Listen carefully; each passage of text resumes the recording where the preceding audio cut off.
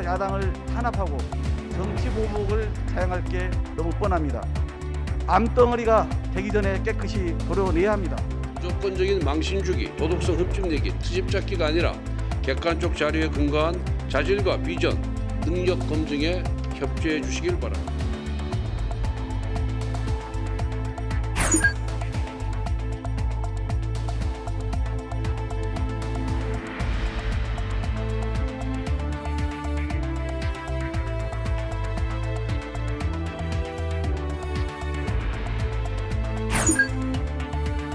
제발 도각 사루 어떤 잘못은 되풀이 않았으면 좋겠다 하는 취지에서 그런 점을 오늘 좀 호소를 드리고 싶습니다.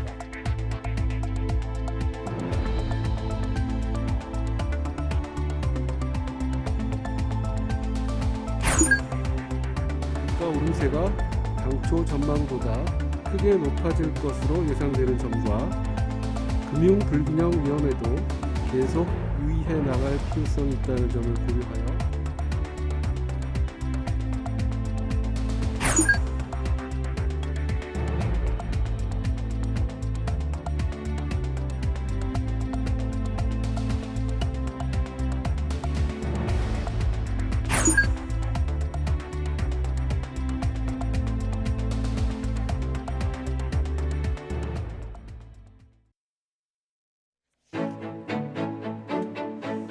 네, 여러분 안녕하십니까? 뉴스나이트 시작합니다.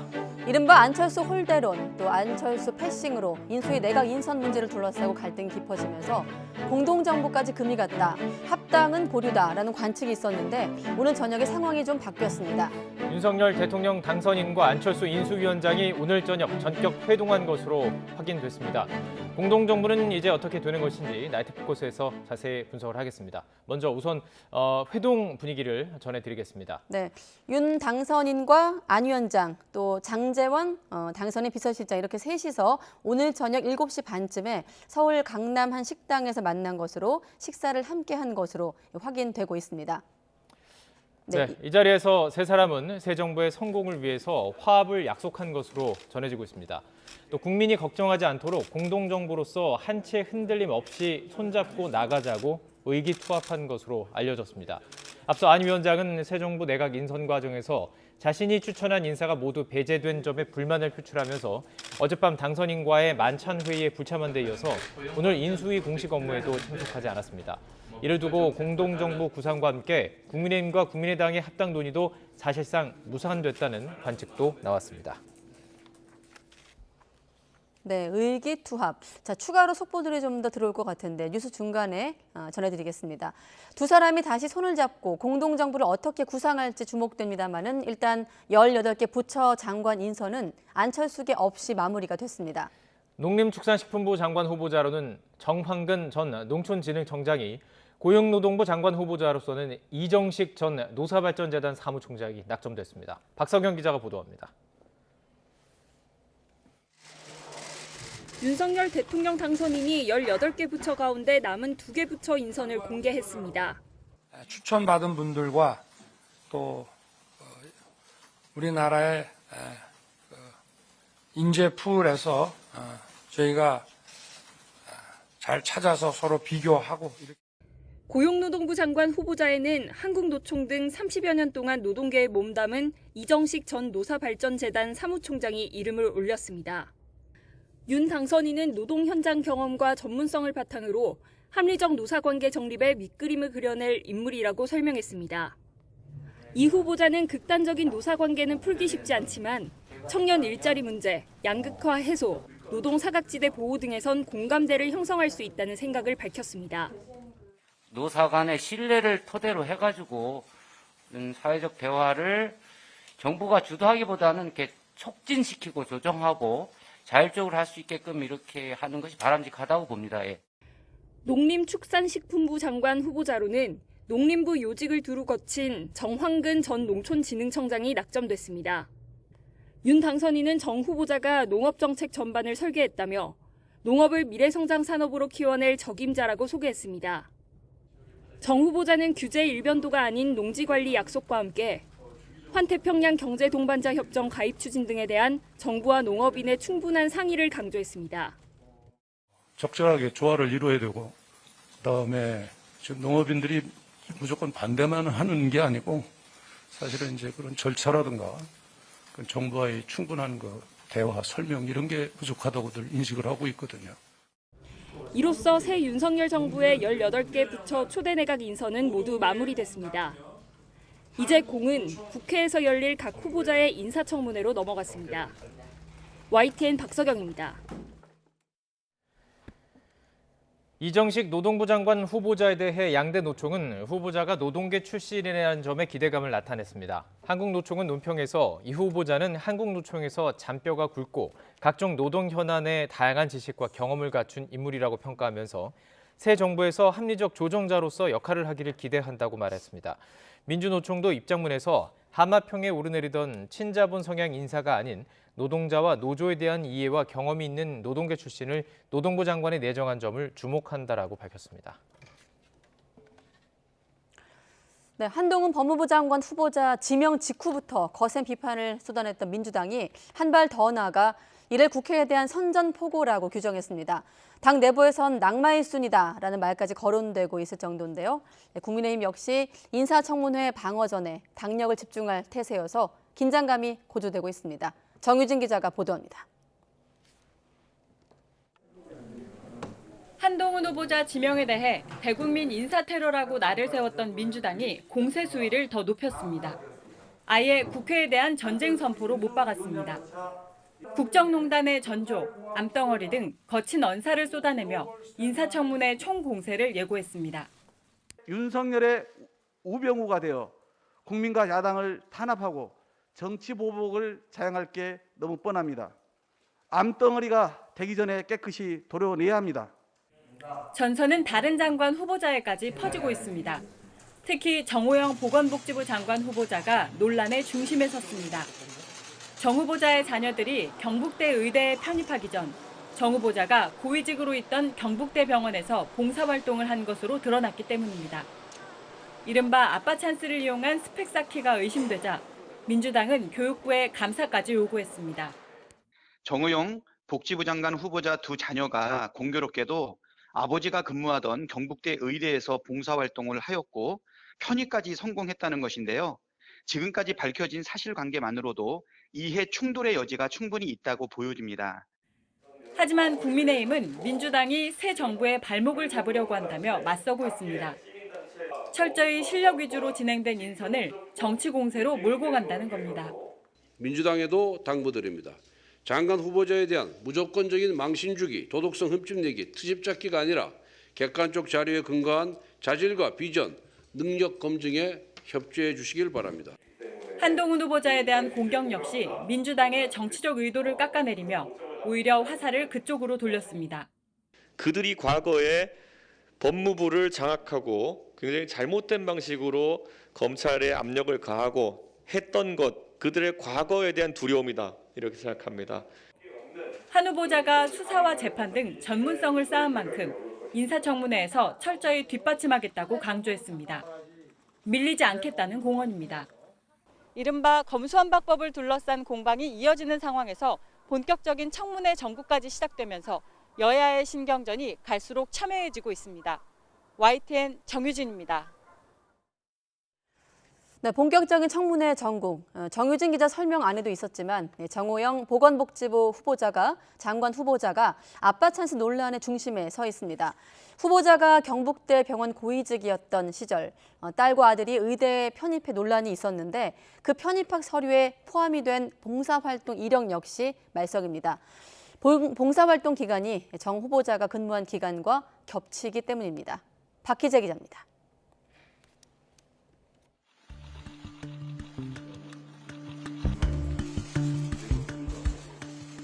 정호영 보건복지부 장관 후보자의 아들이 경북대 의대에 편입할 때는 봉사활동 실적 자료입니다.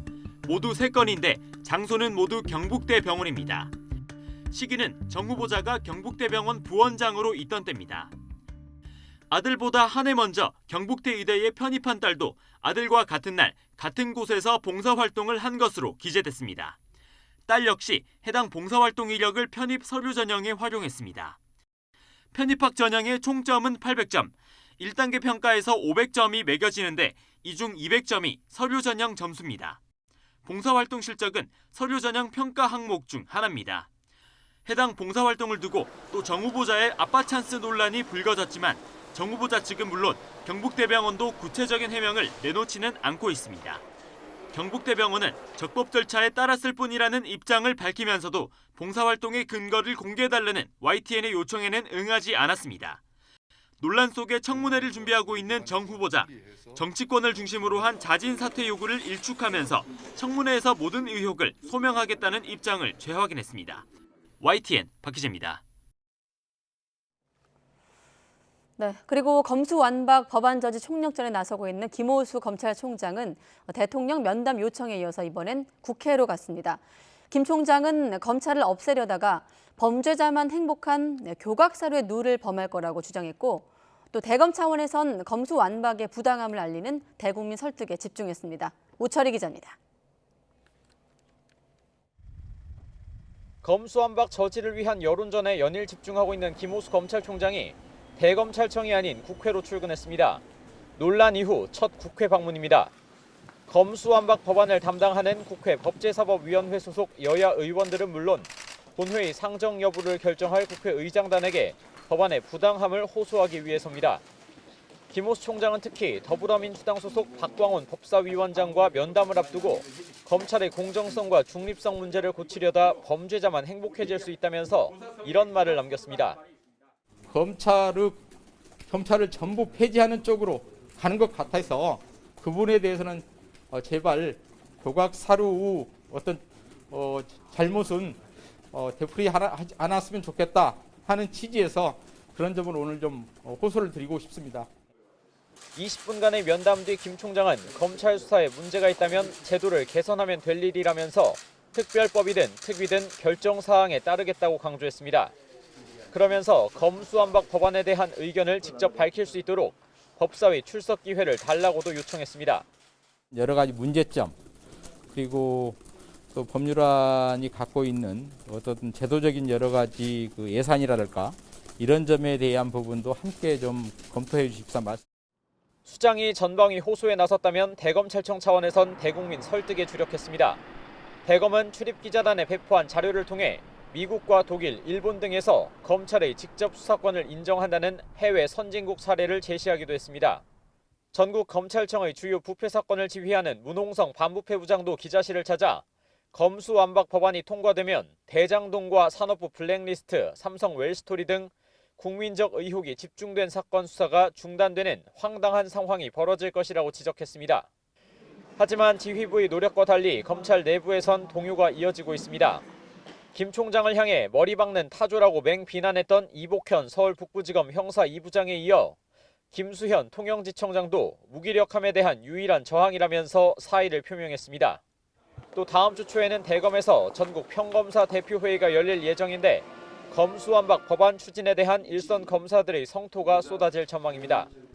이런 가운데 박범계 법무부 장관은 김호수 검찰총장의 문재인 대통령 면담 요청을 청와대에 전달했다면서도 대통령이 결정할 단계는 아닌 것 같다는 부정적인 입장을 밝혔습니다. YTN 우철입니다. 네, 이렇게 김호수 총장이 법사위 출석 기회를 요청하기도 했는데요. 여야가 이 검수완박 문제로 법사위에서 맞붙었습니다. 국민의힘은 권력형 비리 수사를 막기 위한 무리한 추진이라고 날을 세웠고 민주당은 잘못된 형사 체계를 바로잡기 위한 조치라고 맞받았습니다. 김태민 기자입니다. 박범계 법무부 장관이 출석한 가운데 열린 법사위 현안 질의에선 민주당의 검수완박 추진을 두고 날선 비판이 쏟아졌습니다. 이렇게 군사작전 하듯이 날짜를 박아서 법을 통과시킨다. 이러한 행태를 우리가 어떻게 찬성을 하겠습니까? 검찰 수사권 박탈로 국민에게 어떤 이익이 돌아갑니까? 장관님 한번 대답해 보시겠어요? 전제도 제가 답할 사안이 아니고요. 거기에 답을 하지 못한다라면은 장관은 여기에 찬성하면 안 되는 거잖아요. 국민의힘은 정권 말 권력형 비리 수사를 막기 위한 졸속 추진이라며 공세를 이어갔고 박범계 장관이 발끈하며 고성이 오가기도 했습니다. 이런 거 수사 대모질에서 수사 못하게 하겠다는 거예요. 모두가 동의하실 겁니다. 또 문재명 비리 덮기라고 해도 과언이 아니다. 문재인 대통령에 대한 수사를 대해서 검찰이 하는 답변하십시오. 것이 마땅하다. 그렇게 생각하시는 겁니까 지금? 국민의힘의 거센 공세에 민주당은 검수완박은 형사체계를 바로잡는 최소한의 조치라고 받아쳤습니다. 검찰에서 너무나 여러 가지 잘못된 수사, 표적 수사, 기획 수사, 정말 먼지털이식 잘못된 이런 수사도 있었고요. 적어도 수사기소 분리를 통해서 일부 잘못된 형사사법 체계 문제를 해결하자라는 겁니다. 그러면서 집단 반발에 나선 검찰의 현재 모습이 오늘날 국민 불신을 낳았다고 꼬집었습니다. 본인들의 이익이 훼손될 것 같으면 집단행동을 하는 모습. 이런 모습이 결국 국민들로부터 오늘날 여러 가지 비판과 불신을 낳았다. 이런 가운데 민주당은 내일 관련 법안을 발의해 이달 안 처리하겠다는 방침을 분명히 하면서 여야의 극한 대립을 예고했습니다. YTN 김태민입니다. 고공행진하고 있는 물가에 한국은행이 기준금리를 올렸습니다. 1.25%에서 1.5%로 0.25% 올렸습니다. 전문가들은 연말까지 2차례 정도 더 인상될 것으로 보고 있습니다. 이동우 기자가 보도합니다. 한국은행 금융통화위원회가 기준금리를 연 1.25%에서 1.5%로 0.25%포인트 인상했습니다. 코로나와 우크라이나 사태 등에 따른 경기회복 지연 우려에도 기준금리를 높인 건 심각한 고물가 때문입니다. 지난달 소비자 물가지수는 1년 전보다 4.1%나 올랐는데 4%대를 기록한 건 지난 2011년 이후 10여년 만입니다. 소비자 물가에 선행하는 지표인 수입물가지수도 1년 만에 35.5%나 올랐습니다. 석탄과 석유 제품이 70% 넘게 폭등한 영향이 컸습니다. 물가 오름세가 당초 전망보다 크게 높아질 것으로 예상되는 점과 금융 불균형 위험에도 계속 유의해 나갈 필요성이 있다는 점을 고려하여 또 코로나 이전 2.5%였던 기준금리를 0.25%까지 내렸던 미국이 다음 달 한꺼번에 0.5%포인트 높일 가능성이 커졌다는 점도 영향을 미친 것으로 보입니다. 미국이 기준금리를 빠르게 올리면 국내에서 자금이 빠져나가거나 원화의 가치가 떨어질 수 있어 선제 대응에 나섰다는 겁니다. 앞서 한국은행은 코로나19 대응을 위해 지난 2020년 5월 역대 최저인 0.5%로 기준금리를 낮췄습니다. 이후 고물가 대응 등을 이유로 지난해 8월과 11월, 지난 1월, 그리고 이달까지 0.25%포인트씩 모두 4차례 인상을 단행했습니다. 전문가와 시장은 연말까지 2차례 정도 기준금리가 더 인상될 것으로 전망하고 있습니다. 시장에서는 평균적으로 벌써 이번에 금리 인상을 하셨기 때문에 3분기 내지 4분기 정도에 각각 한 번씩 금리를 더 올려서 올해 연말에는 기준금리가 2% 내외가 될 것으로 예상을 하고 있습니다. 하지만 기준금리가 너무 빨리 오를 경우 불안정한 경제에 충격을 주고 취약계층의 이자 부담이 가중돼 금융 전반이 부실해질 수 있다는 우려도 제기되고 있습니다. YTN 이동호입니다. 밀 가격의 고공행진이 계속되면서 서울 지역의 칼국수 평균 가격이 8,000원을 넘어섰고 냉면은 10,000원에 육박하는 것으로 조사됐습니다. 한국소비자원 가격정보 종합포털 참가격을 보면 지난달 서울의 칼국수 평균 가격은 1년 전보다 8.7% 올라 8,113원이었습니다. 서울의 칼국수 가격이 8,000원을 넘은 것은 이번이 처음입니다. 지난달 서울의 냉면 가격은 9,962원으로 지난해 같은 달보다 9.7% 올랐고 짜장면은 5,846원으로 9.4% 상승했습니다. 이틀째 10만 명대 코로나19 확진자가 나왔고 방역당국은 코로나19의 유행 정점이 완전히 지났다고 평가했습니다. 다만 백신 접종 이후 시간이 지나서 면역력이 떨어진 고령층의 감염 우려가 크다면서 4차 접종을 거듭 당부했습니다. 이영원 기자입니다. 신규 환자는 이틀째 10만 명대로 전날보다 4만여 명, 일주일 전 같은 요일과 비교하면 7만 명 넘게 줄었습니다. 주간 하루 평균 확진 규모로 보면 전반적인 감소세를 더 쉽게 확인할 수 있습니다. 지난달 셋째 주 평균 환자는 40만 5천 명에 육박해 정점에 달했는데 이달 첫째 주는 21만 명대로 46% 줄었습니다. 특히 이번 주 평균 환자는 16만여 명으로 지난 2월 말과 비슷한데 정점 때와 비교하면 60%나 급감했습니다. 이를 근거로 방역당국은 유행 정점을 완전히 지나 감소세가 계속되고 있다고 평가했습니다. 유행 감소세의 위중증 규모도 지난달 7일 이후 38일 만에 1,000명 아래로 내려왔습니다. 위중증 환자의 최고치는 지난 3월 31일 1,315명이었고요. 유행 감소세에 따라서 앞으로도 더 계속 줄어들 것이라고 예상하고 있습니다. 다만 60살 이상 고령층 비중이 높은 점은 부담입니다. 실제로 신규 확진자 가운데 60살 이상 비중이 20%가 넘습니다. 주간 추이로도 증가세가 확인돼 이달 첫째 주 평균 20%를 넘어섰습니다. 이런 탓에 숨진 환자가 300명 넘게 늘었는데 60대 이상 고령층이 95%에 달합니다. 오늘부터 이들에 대한 4차 접종을 시작한 이유인데 방역당국은 피해 최소화를 위해 백신을 맞아달라고 당부했습니다.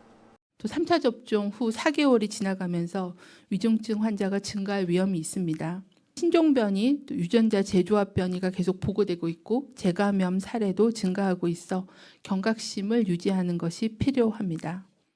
한편 정부는 일상 회복을 위한 의료체계 정비와 코로나19 등급 조정을 포함한 포스트 오미크론 대응 전략을 내일 발표할 방침입니다. YTN 이영훈입니다. 내일 새 방역 체계 발표와 함께 다음 주부터 적용할 거리두기 방안도 나오게 되는데 이 모임 인원과 영업시간 제한 등의 조치가 대부분 해제될 전망입니다. 다만 야외 마스크 의무 해제는 막판까지 고심할 것으로 보입니다. 김평정 기자입니다. 정부가 다음 주부터 사적 모임 인원과 식당, 카페 등의 영업시간 제한을 완전히 해제할 것으로 보입니다. 코로나19 신규 확진자 감소세가 뚜렷한 점을 들어 거리두기 조치 대부분을 풀기로 한 겁니다. 현재 거리두기는 사적 모임은 10명, 식당, 카페의 영업시간은 자정까지로 제한하고 있습니다. 거리두기가 해제되면 모임 인원은 무제한, 영업시간도 24시간 가능하게 됩니다. 300명 미만으로 제한된 공연과 스포츠 대회도 인원 제한이 없어집니다. 실내 영화관과 공연장에서 마스크를 벗고 음식물을 먹는 것도 허용될 전망입니다. 다만 야외 마스크 착용 의무를 해제하는 시점은 계속 논의 중입니다. 앞서 정부는 야외 마스크 의무를 대부분 없애고 콘서트나 대규모 행사 등 침방울이 빠르게 확산할 수 있는 고위험 집회 행사에서만 착용 의무를 유지하는 방안을 검토해 왔습니다. 이에 대해 대통령직 인수위원회에서 마스크와 관련해 신중한 방역 해제를 주문함에 따라 적용 시점을 재검토하는 것으로 알려졌습니다. YTN 김평정입니다. 110번째 김일성 생일을 앞두고 북한이 대륙간 탄도미사일 추가 발사는 물론 핵실험에 나설 수도 있다는 관측이 나왔었는데요. 아직 별다른 움직임 없이 내부 결속에 집중하는 분위기인데 추후 어떤 행보를 보일지 주목되고 있습니다. 한현희 기자가 취재했습니다. 북한이 평양 보통강변에 조성한 고급 주택단지입니다.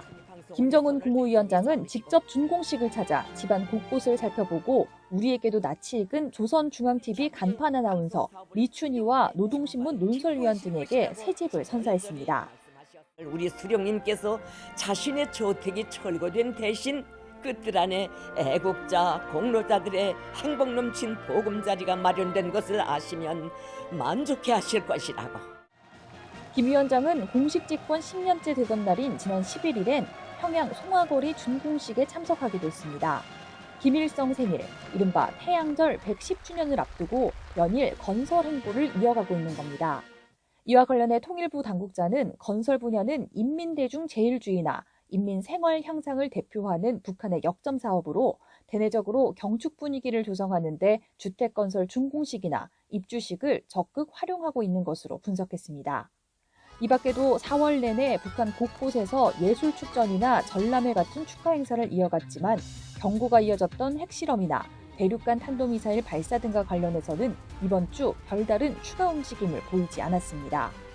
4월 15일 김일성 생일까지를 포함해서 자신들의 정통성 그리고 김정은의 업적 같은 것이 충분히 나와 있다. 그렇기 때문에 15일 이전에는 어떤 고강도 도발보다는 화성 17형을 활용할 가능성이 높다라고 생각이 됩니다. 지난 2월 김정일 생일 90주년에도 군사 행보 없이 내부 경축 행사에 집중했던 만큼 이번 태양절 당일에도 야간 경축 행사를 진행할 가능성에 무게가 실립니다. 하지만 태양절은 군사 행동 없이 넘어가더라도 25일 인민군 창건 90주년이 있는 만큼 북한이 도발할 가능성은 여전히 열려 있습니다. 대규모 훈련이 전개되지 않는 그런 것을 볼 때 태양절과 4월 25일 조선인민혁명군 그 창건 90주년 그 시기에 언제든지 북한의 도발 가능성은 열려 있는 것이 아닌가 저는 그렇게 전망합니다. 이런 가운데 동해에 진입한 미 해군 에이브러햄 링컨 항공모함에 원인철 합참의장이 승선하는 등 한미 최고의 장성들이 회동했습니다.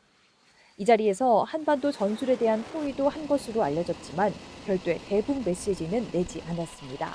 YTN 한현입니다. 네, 앞서 알려드린 대로 윤석열 대통령 당선인 그리고 안철수 인수위원장이 오늘 저녁에 전격적으로 만남을 가졌습니다.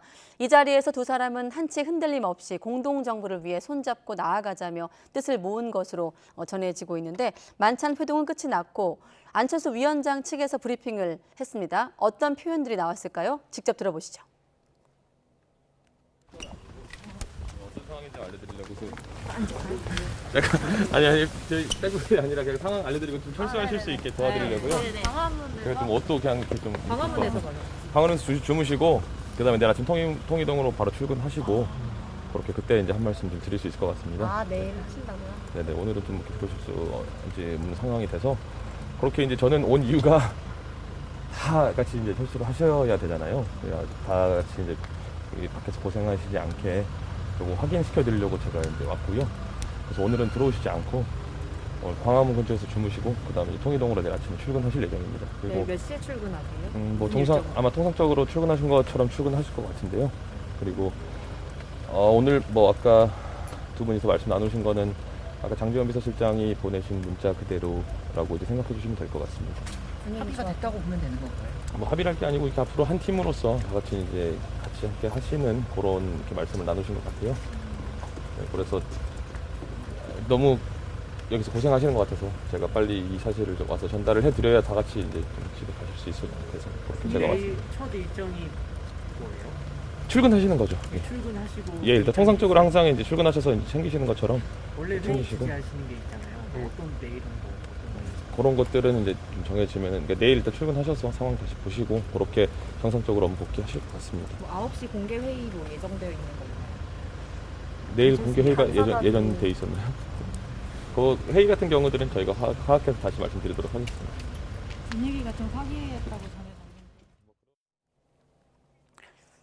네, 안철수 위원장 측의 장지훈 공보부단장이 브리핑을 했는데 자 눈에 띄는 단어가 있습니다. 안철수 위원장이 귀가 대신에 광화문에서 자고 앞서 그 브리핑을 한 현장이 안철수 위원장 상계동 자택이었거든요. 광화문에서 자고 통일동으로 출근할 것이다. 안철수 위원장이 연락을 끊고 자맹을 했기 때문에 추후 행보가 궁금했는데 통일동 출근할 것이다 라는 내용을 확인했고 또 한 가지 어떤 내용이 오갔느냐라는 질문에 장제원 비서실장이 보냈던 문자 메시지 내용이다. 그 문자를 잠깐 소개하겠습니다. 당선인과 위원장이 윤석열 정부의 성공을 위해서 하나가 되기로 했다라고 앞서 뉴스 서두에 전해드렸죠. 그 내용을 다시 한번 공보부단장이 확인을 했습니다. 현장에 취재기자가 나가 있기 때문에 이 내용은 다시 한번 정리가 되면 여러분께 전하기로 하고 또 이 내용을 토대로 다시 한번 뉴스 나이트 포커스에서 전국을 분석하도록 하겠습니다. 네, 다음 소식입니다. 호주에서 20대 한국 여성 4명이 교통사고를 당해 숨졌습니다. 이들은 워킹 홀리데이로 체류 중에 참변을 당한 건데요. 호주 경찰은 한국인이 운전하던 차량이 고속도로 진입하는 과정에서 사고가 발생했다고 밝혔는데 정확한 사고 원인에 대한 조사가 진행 중에 있습니다. 김진호 기자입니다. 20대 한국 여성 4명이 차량을 타고 고속도로를 달리던 중 트럭에 치여 숨지는 사고가 일어났습니다. 사고는 현지 시각 13일 오후 5시 반쯤 호주 퀸즐랜드주 남부의 뉴 잉글랜드 고속도로 진입로에서 발생했습니다.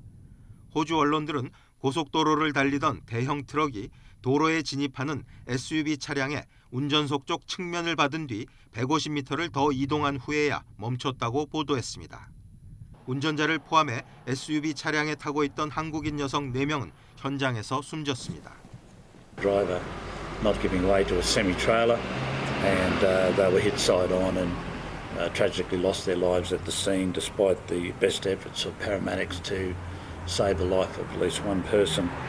현지 경찰은 도로에 진입하던 SUV 차량이 트럭의 진로를 양보하지 않았다는 점에서 한국인 운전자 측의 과실 가능성에 더 무게를 두고 있지만 목격자나 블랙박스 영상 등을 통해 정확한 사고 원인에 대한 조사를 이어나갈 방침입니다. 경찰은 숨진 한국 여성들이 최근 몇 주 동안 퀸즐랜드의 한 농장에서 일해온 것으로 확인했다며 사고 수습을 위해 한국 영사관 측과 긴밀히 협력하겠다고 밝혔습니다. 엄격한 코로나19 방역으로 국경을 걸어 잠갔던 호주는 약 2개월 전인 2월 20일부터 워킹 홀리데이 비자 보유자에게 입국을 허용했습니다. YTN 김진호입니다. 네, 서울 용산에서 주한미군이 만취 상태로 운전을 하다가 사고를 냈습니다. 좁은 주택가 골목을 누비며 주차된 차량과 담벼락을 마구 들이받은 건데 경찰은 소파 규정에 따라 신병을 미군으로 넘겼습니다. 김철희 기자가 보도합니다. 경찰 옆에서 고개를 푹 숙이고선 노란 머리의 남성. 바로 앞에는 찌그러진 차량 한 대가 멈춰 서 있습니다. 도로교통법 위반, 차량번호 체포합니다. 변호사 선임할 수 있고 변명이 있고. 사고가 일어난 건 새벽 0시 40분쯤. 주한미군 소속 20대 A씨가 만취 상태로 운전하다 사고를 냈습니다. 사고가 난 골목길입니다. 미군이 탔던 차량 파편이 여기저기 널브러져 있는데요. 담벼락 일부는 완전히 무너져 내렸습니다. 길에 세워놨던 다른 차량 10여 대도 피해를 봤습니다. 새벽에 날벼락을 맞은 주민들은 황당하다는 반응입니다. 보다시피 담장 다 깨지고 앞집에 벽 다 깨지고 너무 꿍꿍거려서 뭐 전쟁이 일어났나 할 정도로. A씨를 현행범으로 체포한 경찰은 함께 있던 20대 여성도 음주운전 방조 혐의로 입건했습니다. 경찰 관계자는 당시 A씨의 혈중 알코올 농도가 면허 취소 수준이었다면서 소파 규정에 따라 미 8군의 신병을 인계했다고 설명했습니다. 경찰은 조만간 두 사람을 불러 정확한 사고 경위 등을 조사할 예정입니다. YTN 김철입니다. 이렇게 돈을 내면 VIP방에 초대된다는 메시지. 유료 SNS 계정을 통해서 야한 동영상을 공유하고 있는 장면입니다. 문제는 이곳에서 공유된 영상의 대부분이 성착취물이었다는 점입니다. 그것도 피해자 중에는 미성년자까지 포함돼 있었는데 이런 영상 수백 개를 제작하고 유통한 일당 9명이 1심 재판에서 모두 징역형을 선고받았습니다. 황윤태 기자의 보도입니다. 해외에 기반을 둔 유료 구독형 SNS에 낯뜨거운 영상들이 올라와 있습니다. 한 달에 수십 달러, 우리 돈으로 몇만 원씩 내면 볼 수 있는 동영상들인데 대부분 성착취물입니다. 짧은 동영상을 공개한 뒤 돈을 내면 더 수위가 높은 영상을 볼 수 있다고 홍보하기도 합니다. 경찰은 해당 SNS를 운영한 일당 9명을 붙잡아 영상 제작을 주도한 30살 신모 씨를 구속했습니다.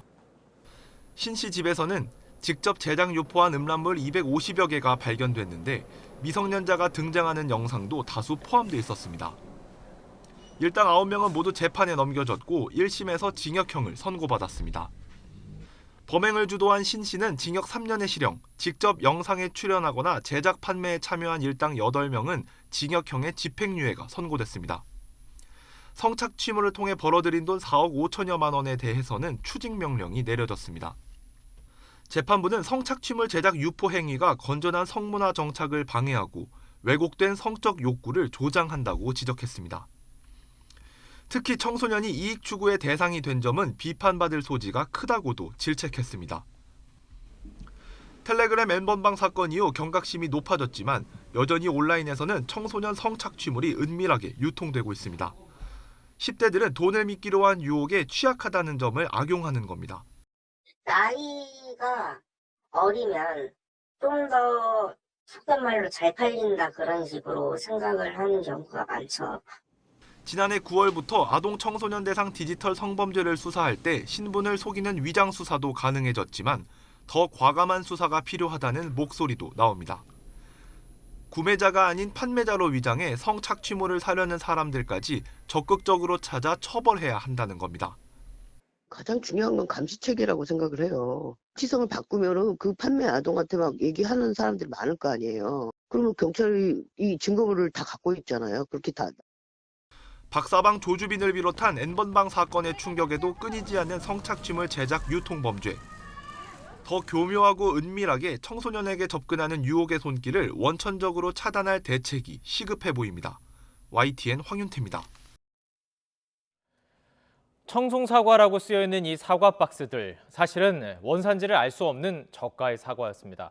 상자를 바꾸는 단순한 수법으로 유명 도매시장과 홈쇼핑을 통해서 2만 5천 상자, 17억 원어치나 시중에 유통됐습니다. 허성준 기자가 보도합니다.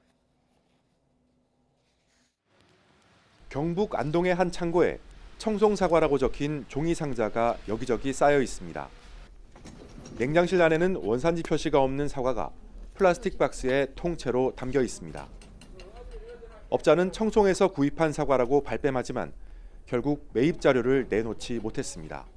청송 사과를 이제 지금 가져오는 게 아니잖아요. 가을에 가지고 오니까 그걸 가지고 와서 여기서 선가 작업을 해서 창고에 열어놨다가 이렇게 물건을 빼는 거니까. 그러니까 저 박스를 보시면 안 된다 그 말이죠. 일반 사과를 지리적 표시 등록으로 관리하는 청송 사과인 것처럼 꾸며 팔아온 농업회사 대표 A씨 등 4명이 적발됐습니다. 수법은 단순했습니다. 농협 농산물 공판장 중도매인이자 안동시 소재에서 농업회사 법인을 운영하는 자로서 불법적으로 산소카페 청송사과 박스 2만 5천 매를 임의로 제작한 후에 원산지 불명의 사과를 청송사과로 포장하여 지난해 1월부터 8월까지 이들이 유통한 가짜 청송사과는 350여 톤, 17억 원에 이릅니다. 전국 유명 도매시장과 TV 홈쇼핑, 온라인 쇼핑몰 등에서 거래되다 보니 모두 감쪽같이 속았습니다. 원산지 표시법을 위반할 경우 7년 이하의 징역 또는 1억 원 이하의 벌금형에 처해질 수 있습니다. 농산물 품질관리원은 지역 특산물은 지자체에 등록된 판매처에서 사고 온라인으로 살 때는 원산지와 출고지가 같은지 확인해야 한다고 강조했습니다. YTN 허성준입니다. 이 수북이 쌓여 있는 명품 가방들 역시 위조품들이었습니다. 정품 시가로 무려 1,200억 원 상당의 양이었습니다. 코로나 사태가 장기화하면서 당국의 추적을 피하기 위한 밀수 방식도 교묘하게 진화하고 있었습니다. 보도에 김상우 기자입니다. 루이비통과 샤넬 등 해외 유명 브랜드를 모방한 물품들, 이른바 짝퉁 상품이 잔뜩 쌓여 있습니다. 2018년부터 최근까지 6만여 점, 정품 시가 1,200억 원 상당의 위조품을 중국서 밀반입해 판매하다 남은 15,000여 점입니다. 코로나 사태 이전에는 보통 이른바 보따리상을 통해 들어왔는데 이번에는 비대면 밀수를 택했습니다. 상품 부피를 줄여 특송화물이나 국제우편 등을 통해 자가 사용 물품인 것처럼 속여 들어온 일당 4명이 붙잡혔습니다. 반입 물품은 밖에서부터 안에까지 구석구석 진품 판매대와 거의 비슷한 꼼꼼한 포장입니다. 상품 등의 라벨은 따로 반입해서 부착했습니다. 이 의류에 이 재봉틀을 이용해서 라벨 작업이나 이 마킹 작업을 하게 됩니다. 옷이라든지 심지어 금속, 이 용품도 판까지 작업을 하게 됩니다. 반입 과정에서는 명의를 수십 개 도용했습니다. 위조 상품은 경기도의 비밀 창고에 보관하면서 위탁 판매업자를 통해서만 소비자에게 판매했습니다. 소매상만 가입할 수 있는 위조 상품 도매 사이트를 개설해서 회원제로 철저하게 운영하고 소비자에게 물건을 배송할 때는 허위 정보를 기재해서 추적을 피했습니다. 배송도 익명이나 허위 정보를 기재하여 위조 상품을 발송하였고 조직원들과 위탁 판매자들 간에도 대포폰과 대포통장을 이용하여 신원을 철저히 숨기는 치밀함을 보였습니다. 압수된 위조 상품은 모두 폐기됩니다. 코로나 사태로 인해 당국의 추적을 피하기 위한 밀수 방식이 비대면 등으로 교묘하게 진화함에 따라 당국은 온라인 등의 모니터링 강화에 들어갔습니다. YTN 김상호입니다.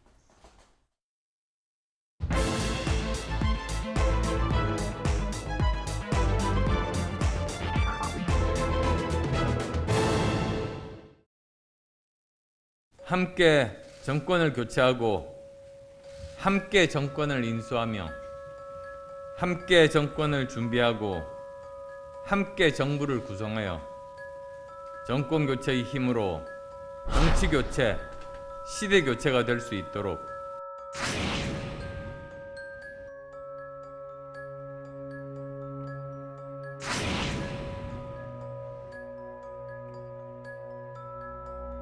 인선 과정에서 조언을 드리고 싶었습니다만 그런 과정은 없었습니다.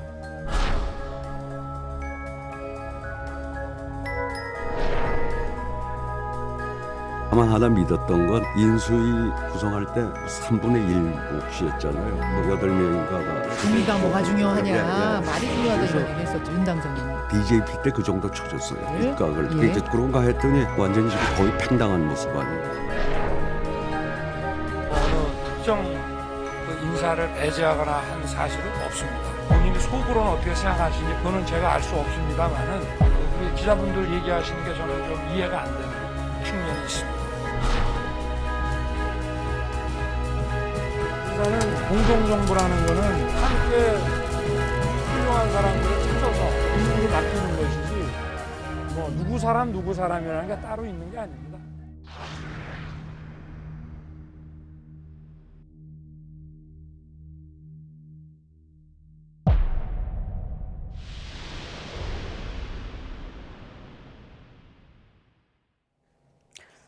네, 그렇다면 다시 함께인 걸까요? 내각 인선 문제를 갈등설이 불거진 윤석열 대통령 당선인과 안철수 인수위원장이 전격적으로 만났습니다. 이런 가운데 민주당의 검수완박 입법 추진, 또 한동훈 법무부 장관 후보자 지명을 둘러싸고 여야 갈등도 격화하고 있습니다. 나이트 포커스 오늘은 김민아 시사평론가, 김수민 시사평론가 두 분과 함께하겠습니다. 안녕하십니까? 안녕하십니까? 네. 오늘 출근하고 나서 좀 이 원고의 틀을 잡았었는데 이 속보가 나오고 나서 틀이 좀 바뀌긴 했습니다. 전격 회동 이후 어떻습니까? 그렇게 낯선 모습은 또 아닌 것도 같고, 왜냐하면 단일화 때도 이런 비슷한 모습을 본 것 같기도 하거든요. 어떻게 보셨습니까? 네, 뭐 사실 양자 간에 다 처리할 수 있는 일은 아니라고 봐요. 단일화도 그렇고 이번에 공동정부 문제도 그렇고 이것은 집단 대 집단의 약속이고 또 국민들 앞에서 했던 약속이기 때문에 네.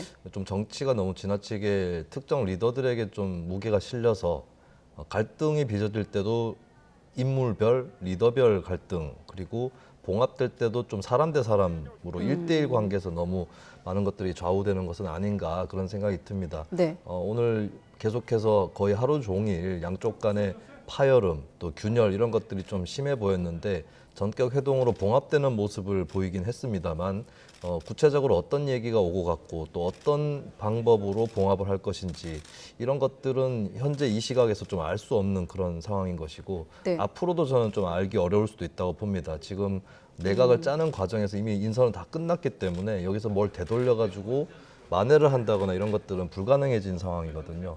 그렇다면은 도대체 어떤 얘기를 했길래 또 봉합이 되는 건지 이런 네. 부분들이 물론 정치에서 때로는 밀실이 중요할 때도 있지만 현재 상황은 공동정부라고 하는 것은 투명하게 어느 정도가 좀 공개가 돼야 되는데 그런 것들은 또 안 되고 있다라고 하는 게 현재 한국 정치의 현주소가 아닌가 그렇게 생각이 듭니다. 말씀하신 대로 인선이 끝났기 때문에 자, 인선이 끝난 시점에서의 지금 두 사람의 회동 이후에 공동정부 흔들림 없이 추진하겠다고 말하는 그 공동정부 구상이 좀 궁금하긴 합니다. 잠시 후에 좀 분석해 보겠습니다만은.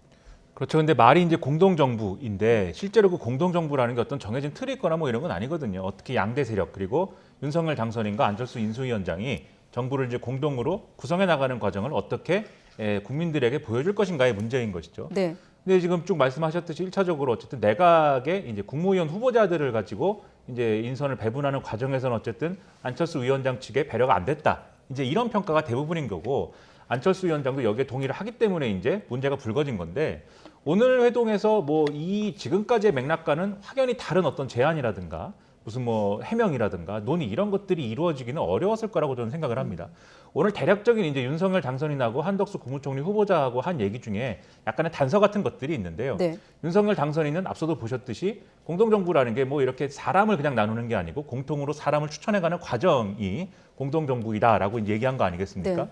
근데 이 얘기를 좀 더 한 발 앞서가서 잘 이제 해석을 해보면은 추천해가는 과정이라는 거는 결국 이 사람이 이 어떤 직책에 이 적합한 사람이냐를 따지는 과정인 거거든요. 거기에는 이제 이 실력이 그만큼 이제 있는 사람이냐도 따져야겠지만 네. 검증을 더 통과해야 되는 문제도 있는 것인데 이런 부분에서 안철수 위원장 측이 추천한 인사나 뭐 이런 이 안철수계로 분류되는 인사들이 네. 만족스럽지 않았다라는 뜻도 될 수 있는 것 같고요. 그다음에 한덕수 총리 후보자가 한 얘기는 이런 얘기를 했습니다.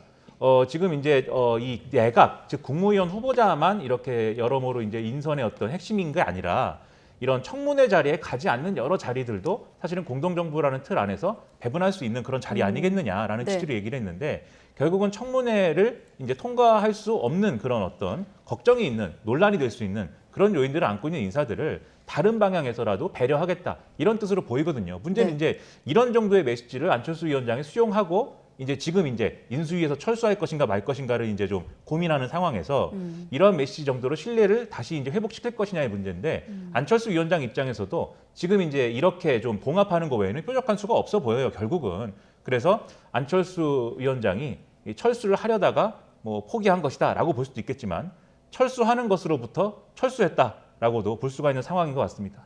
철수하는 것으로부터 철수했다. 마침 앞서 공보부단장 얘기로는 광화문에서 자고 통이동 출근할 것이다라는 점을 확인하긴 했습니다. 그리고 방금 평론가님께서 당선인 발언 속에서 단서라고 했거든요. 좀 더 길게 당선인 얘기를 한번 들어보고 또 평론가님 얘기 듣겠습니다. 어느 특정 그 인사를 배제하거나 한 사실은 없습니다. 안철수 위원장으로부터 추천을 받았고요. 또 제가 이 인선 과정이 어떻게 이루어지는지에 대해서도 어제 충분히 설명을 드렸고 본인이 뭐 불쾌하거나 이런 거는 전혀 없으신 거로 제가 알고 있고 구체적으로 무슨 생각을 하고 계신지 본인의 입장이 어떤지에 대해서는 전혀 아는 바가 없고 제가 대했을 때 느낌이나 이런 거에 비추어 보면 저하고 얘기를 할 때는 그렇게 안 하시고 또 본인이 속으로는 어떻게 생각하시는지 그거는 제가 알 수 없습니다만은 우리 기자분들 얘기하시는 게 저는 좀 이해가 안 되는 측면이 있습니다. 네. 오늘 만남 이후 어떤 좀 변화가 생길지는 좀 추후 속보를 통해서 지켜봐야 되겠습니다만은 그 직전 상황을 좀 토대로 인수위 분위기를 좀 해석해 볼 필요는 있겠습니다. 앞서 단서라고 하셨는데 당선인 발언 속에서 좀 눈에 띄는 발언이 있으신가요? 평론가님은? 특정 인사 배제한 사실이 없고 또 안철수 위원장 본인이 불쾌한 게 없는 것으로 알고 있다라고 얘기를 했는데 이것은 굉장히 좀 주관적인 설명입니다. 물론 이것을 거짓말이라거나 어떤 착각이라거나 이렇게만 볼 수는 없겠지만 한마디로 요약을 하면은 뭐 어느 정도 상의를 했고 뭐 다 내 맘대로 처리한 건 아니다. 그리고 어떤 얘기를 했을 때에 불쾌한 기색이 없으셨다. 그쪽에서도 동의하신 거 아니냐. 이런 취지, 요지의 얘기를 한 셈이거든요. 근데 이게 어떤 본인의 주관적인 느낌이라든지 이런 상황 설명이 중요한 것이 아니라 결과에 대한 얘기가 중요한 것인데 네. 이거는 이제 원론적으로부터 다시 짚어야 될 사안입니다. 공동정부란 무엇인가 이 개념부터 다시 짚어야 되는 사안이거든요. 공동정부라 했을 때는 특정 하나의 세력이 아니라 여러 세력이 연대해가지고 정권을 창출하고 정부를 세운다라는 것이고 거기서 중요한 것은 가치와 정책의 공통점을 찾아서 그것을 합의하는 것이며 그리고 여기서 가장 중요한 것이 그러면 가치와 정책에 합의했다는 보증을 어떻게 할 거냐 인사를 배분하는 거거든요. 그래서 뭐 해외 외신 이런 기사들을 많이 읽으시는 분들은 아시겠지만 해외 여러 민주주의 국가들은 의원 내각제 특히 하고 있고 거기서 이제 공동정부가 많이 들어서는데 당 간의 소위 연정 협상이라는 것을 굉장히 치열하게 전개를 합니다. 거기는 정책 합의도 들어가 있지만 어느 장관을 어느 당에서 가져가느냐 이런 문제들이 다 깔려 있는 거거든요. 네. 지금 결과적으로 국민의당 안철수 위원장 쪽에서 추천한 인사가 하나도 없다라고 하는 것은 이것은 공동정부가 안 된 겁니다. 뭐가 어찌됐든 간에. 그리고 만약에 추천했던 인사가 있는데 결격이 있어가지고 배제했다라고 친다면 배제를 하더라도 그 인사는 이래서 배제를 했는데 그 자리에 다른 인사를 추천해 달라라고 또 얘기를 해야 되는 거거든요. 그러니까 이 몫의 배분이 좀 분명했었어야 되는 건데 이게 DJP 연합하고 크게 차이가 있었던 것은 DJP 연합은 될 때에 강요직을 50대 50으로 배분한다. 라고 하는 그 합의, 분명한 합의, 구체적인 합의가 있었고 그리고 합의문 이상의 정치적 맥락이라는 게 있었습니다. 굉장히 오랫동안 협상을 했고 네. 그리고 양쪽 간의 세력 관계, 특히 의석수라든지 이런 것들이 당시 김대중 대통령하고 김종필 총리 쪽하고 굉장히 비슷했거든요. 한쪽에서 만약에 협상이 깨져가지고 틀어버리면 남은 사람이 타격을 먹는 구조로 돼 있었습니다.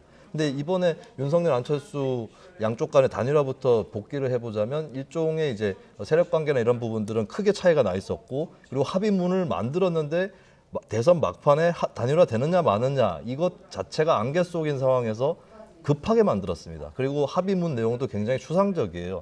굉장히 이제 허약한 지반 위에 서 있었던 그런 공동정부인데 저는 윤석열 당선인이 좀 선의로 해석하자면 공동정부의 개념을 잘 모르고 있었던 것이 아니냐. 이렇게 되면 사실 공동정부라고 하는 것은 물거품이 된 거라 다름없습니다. 물론 양쪽 간의 어떤 화해라든지 이런 것들은 가능하겠지만 그렇다면은 이제 윤석열 당선인이 지금까지 해왔던 얘기는 공동정부의 개념이라든지 객관적으로 이것이 되고 있느냐라고 하는 것을 체크하는 이런 요건들을 갖추지 못했다라고 하는 그 얘기들이 이제 윤석열 당선인의 어떤 고백이라든지 여기서 나오는 것에 불과하지 않나 그렇게 봅니다. 네. 공동정부의 개념. 자, 당선인이 관련해서 한 발언이 있거든요. 짧게 또 들어보고 이야기를 이어가겠습니다. 인사는 공동정부라는 거는 함께 훌륭한 사람들을 찾아서 우리가 그 임무를 맡기는 것이지 뭐 누구 사람이라는 게 따로 있는 게 아닙니다. 네. 앞서 김수민 평론가께서 인사배분이란 단어를 쓰셨거든요. 지금 그런데 당선인은 함께 훌륭한 사람을 찾아서 임무를 맡기는 것이 공동정부의 어떤 개념이라고 설명을 했는데 좀 차이가 있어요? 두 사람이 생각하는 공동정부가 정말 달랐던 걸까요? 그러니까 제가 이제 서두에 좀 말씀드린 부분 중에 공동정부가 뭐냐에 대해서 네. 사실은 이제 정해진 바 지금 없는 상황이다라고 말씀드렸는데요. 김수민 평론가님이 해외 사례라든가 어떤 제도적인 이제 원론적 측면을 말씀해 주셨는데 지금 이제 윤석열 당선인하고 안철수 위원장이 어쨌든 지금은 다른 세력입니다. 그런데 이 김수민 평론가님의 정의에 따르면 다른 세력들이 어쨌든 구성하는 게 공동정부인 거 아니겠습니까? 근데 이게 지금 공동정부를 구성하기로 하고 같이 합의를 한 게 합당을 하는 걸 같이 합의를 했어요. 네. 그러면 다른 세력입니까? 이게 애매한 것이죠. 다른 세력이 아니고 하나가 될 세력이고 하나가 된 세력일 때 그것은 이제 공동정부인가 이런 의문이 남는 건데 이 말씀을 왜 드리냐면 하나가 될 세력임을 전제하면은 앞서 말씀하신 가치라든가 정책이라든가 뭐 노선의 연대 이런 게 아니고 네. 결국은 대선 과정에서 얼마나 기여했느냐 일종의 개국공신들 중에 누가 더 많은 공을 세웠느냐의 논의가 될 수밖에 없습니다.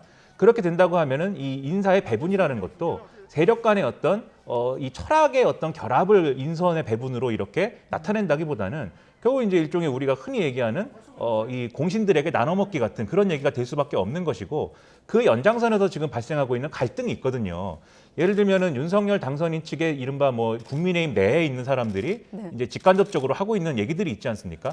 안철수 위원장이 어쨌든 이 단일화 과정에서 좀 이렇게 윤석열 당선인에게 단일화를 하는 어떤 기회를 준 것은 사실이지만 그러한 어떤 조건을 만든 것, 주체적으로 만든 건 사실이지만 그게 얼마나 선거에 도움이 되었는지 이건 알 수 없는 일이고 그리고 단일화를 하지 않았었어도 윤석열 당선인이 이길 수 있었던 선거 아니냐 뭐 이렇게 얘기하는 분들도 있단 말이에요. 네. 그런 것까지 종합을 해보면 결국 안철수 위원장이 크게 기여한 것이 있다고 보기 어려울 수도 있는데 인수위원장을 맡겼을 때는 그 정도의 그다음에 인수위원들을 배분해 준 것 네. 정도의 어떤 역할로도 충분한 배려 아니냐라는 얘기가 한쪽에서 있는 것이고 여기에 더해가지고 이런 부분도 있을 것 같아요. 이제 공동정부라고 할 때는 예를 들면 안철수 위원장이 국무총리를 맡기로 했으면 그럼 또 얘기가 달라질 수가 있습니다. 왜냐하면 국무총리가 인사대청권을 이제 가지고 있는 것이기 때문에 네. 지금도 윤석열 당선인은 이 국무위원 후보자 공개할 때 한덕수 국무총리 후보자한테 사인 받았다 이 문서를 같이 공개하고 있거든요.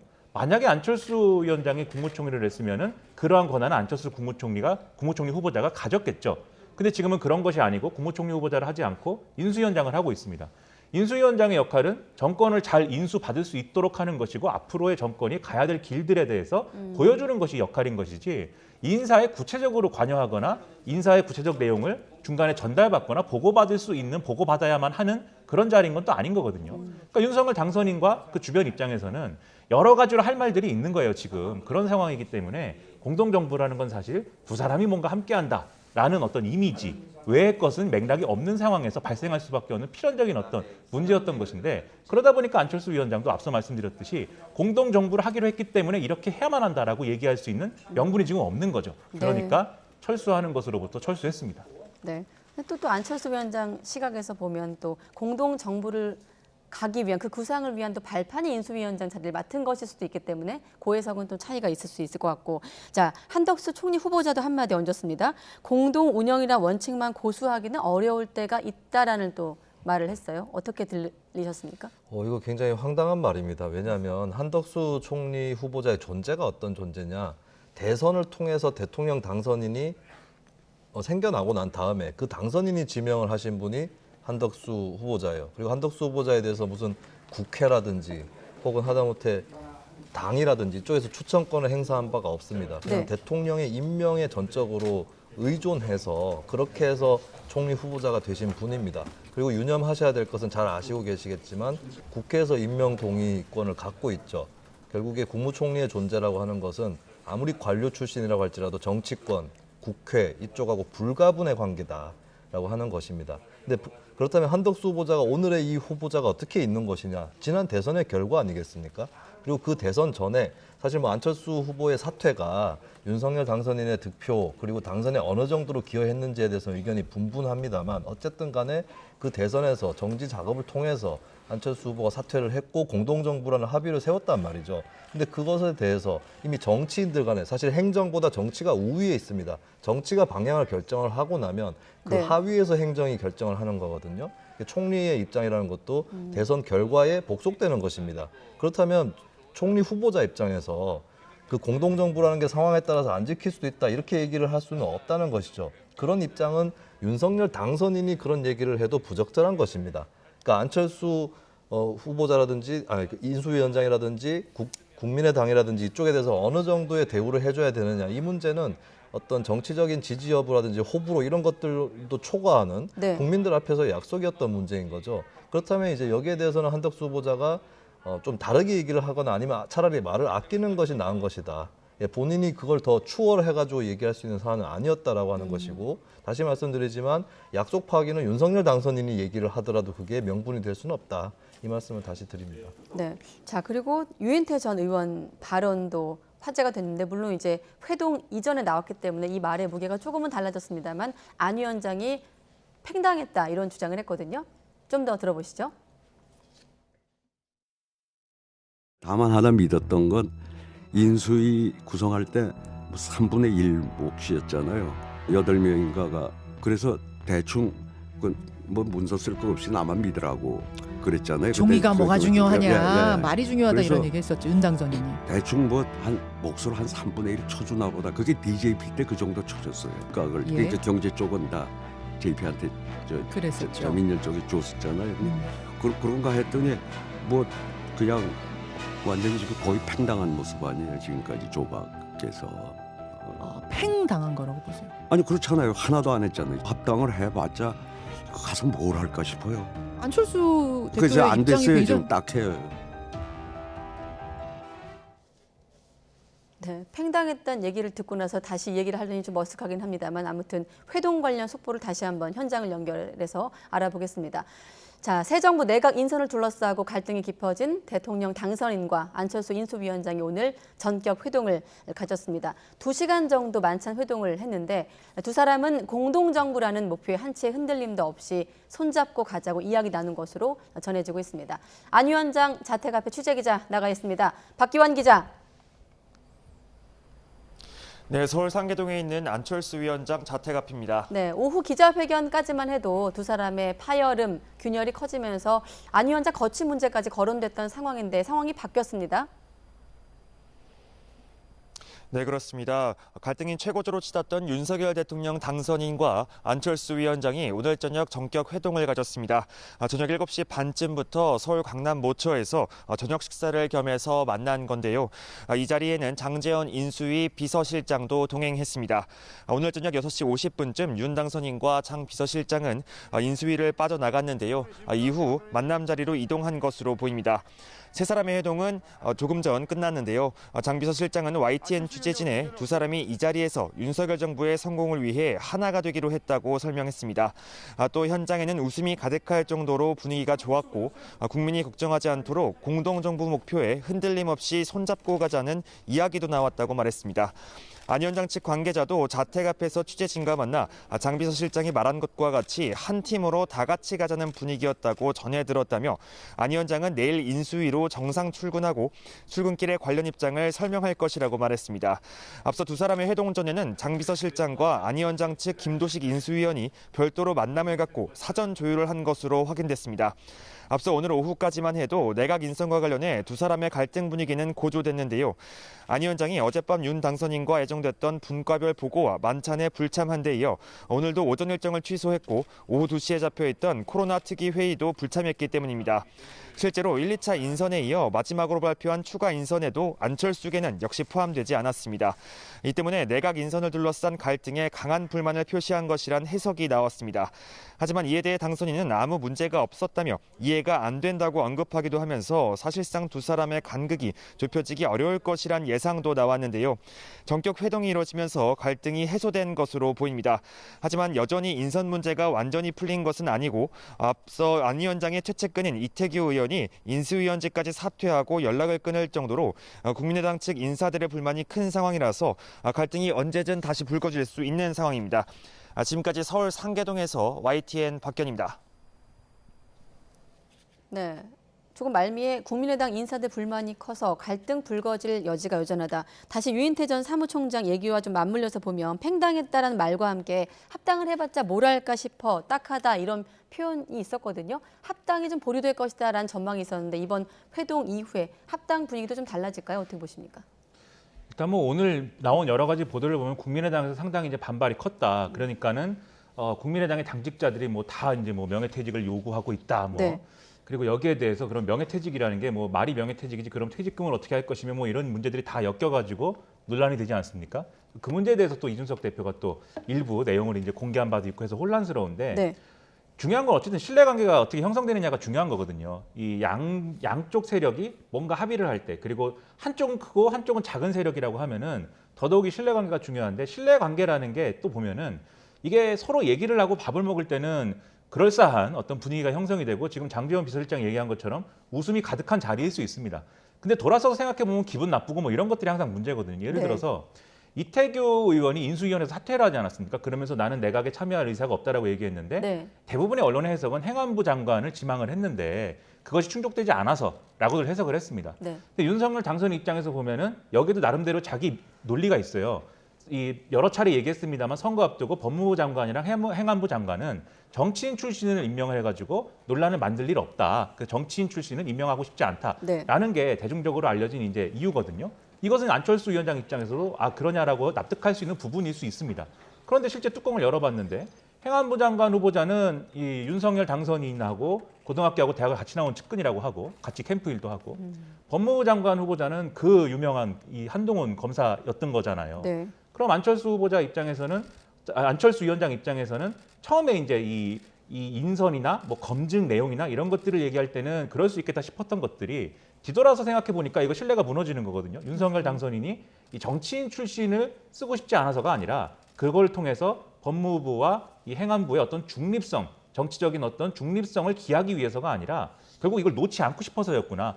경찰과 검찰을 통할하는 부처들을 자기 걸로 만들고 싶어서였구나라고 생각하게 되면 신뢰가 깨지는 겁니다. 네. 근데 일단 오늘은 밥을 같이 먹었기 때문에 아 그러면 그것은 오해였을 수 있다. 어떤 이유가 있었다라는 것을 전달받았을 가능성이 큰데 이것은 여전히 잠재적으로 남아있는 시한폭탄인 것이죠.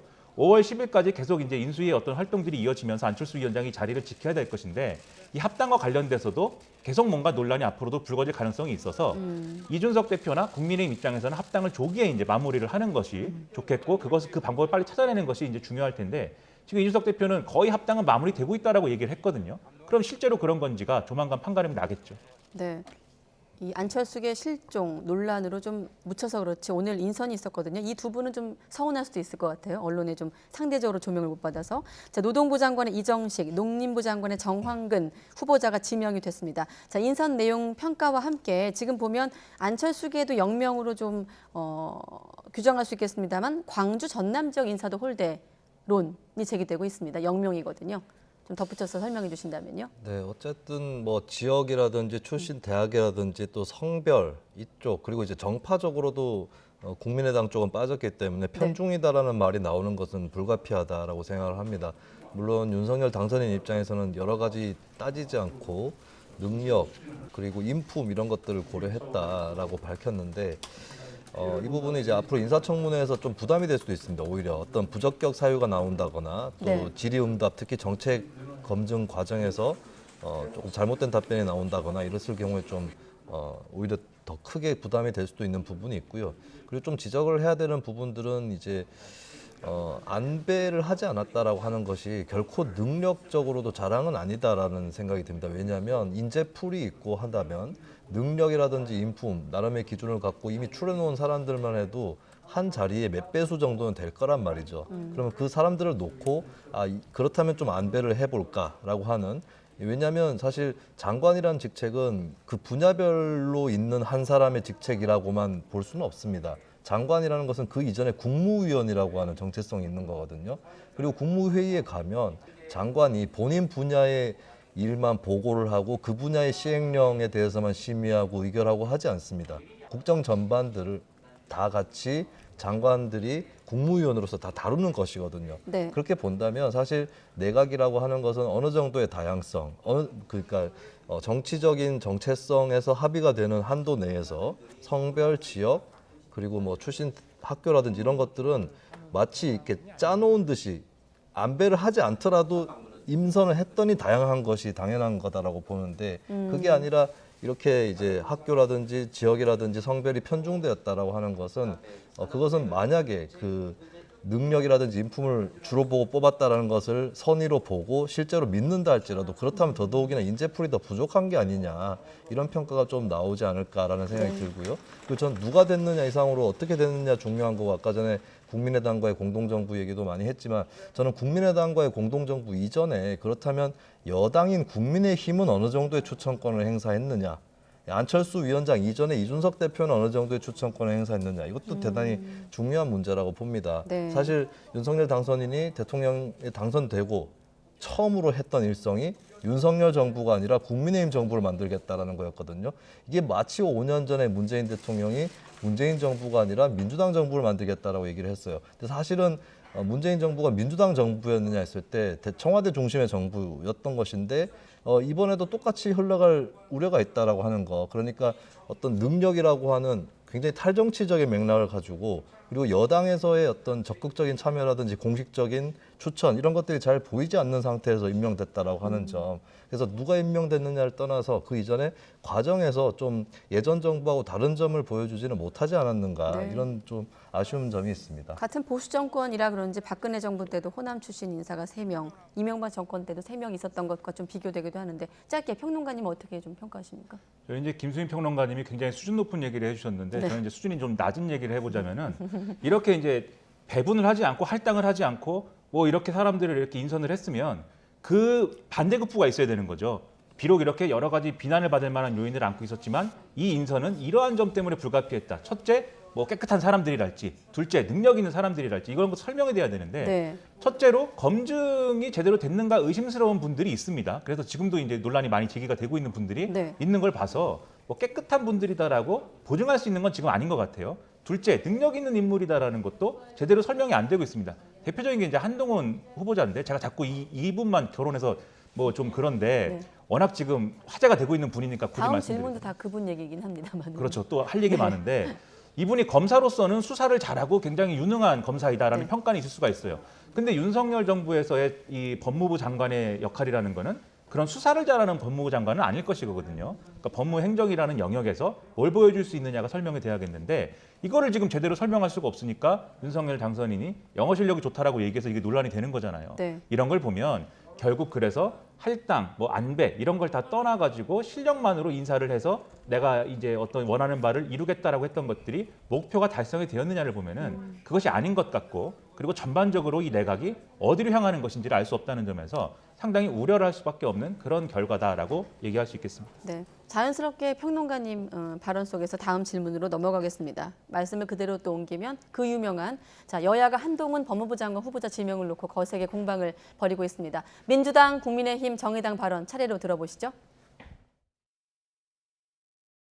인사가 망사가 되었습니다.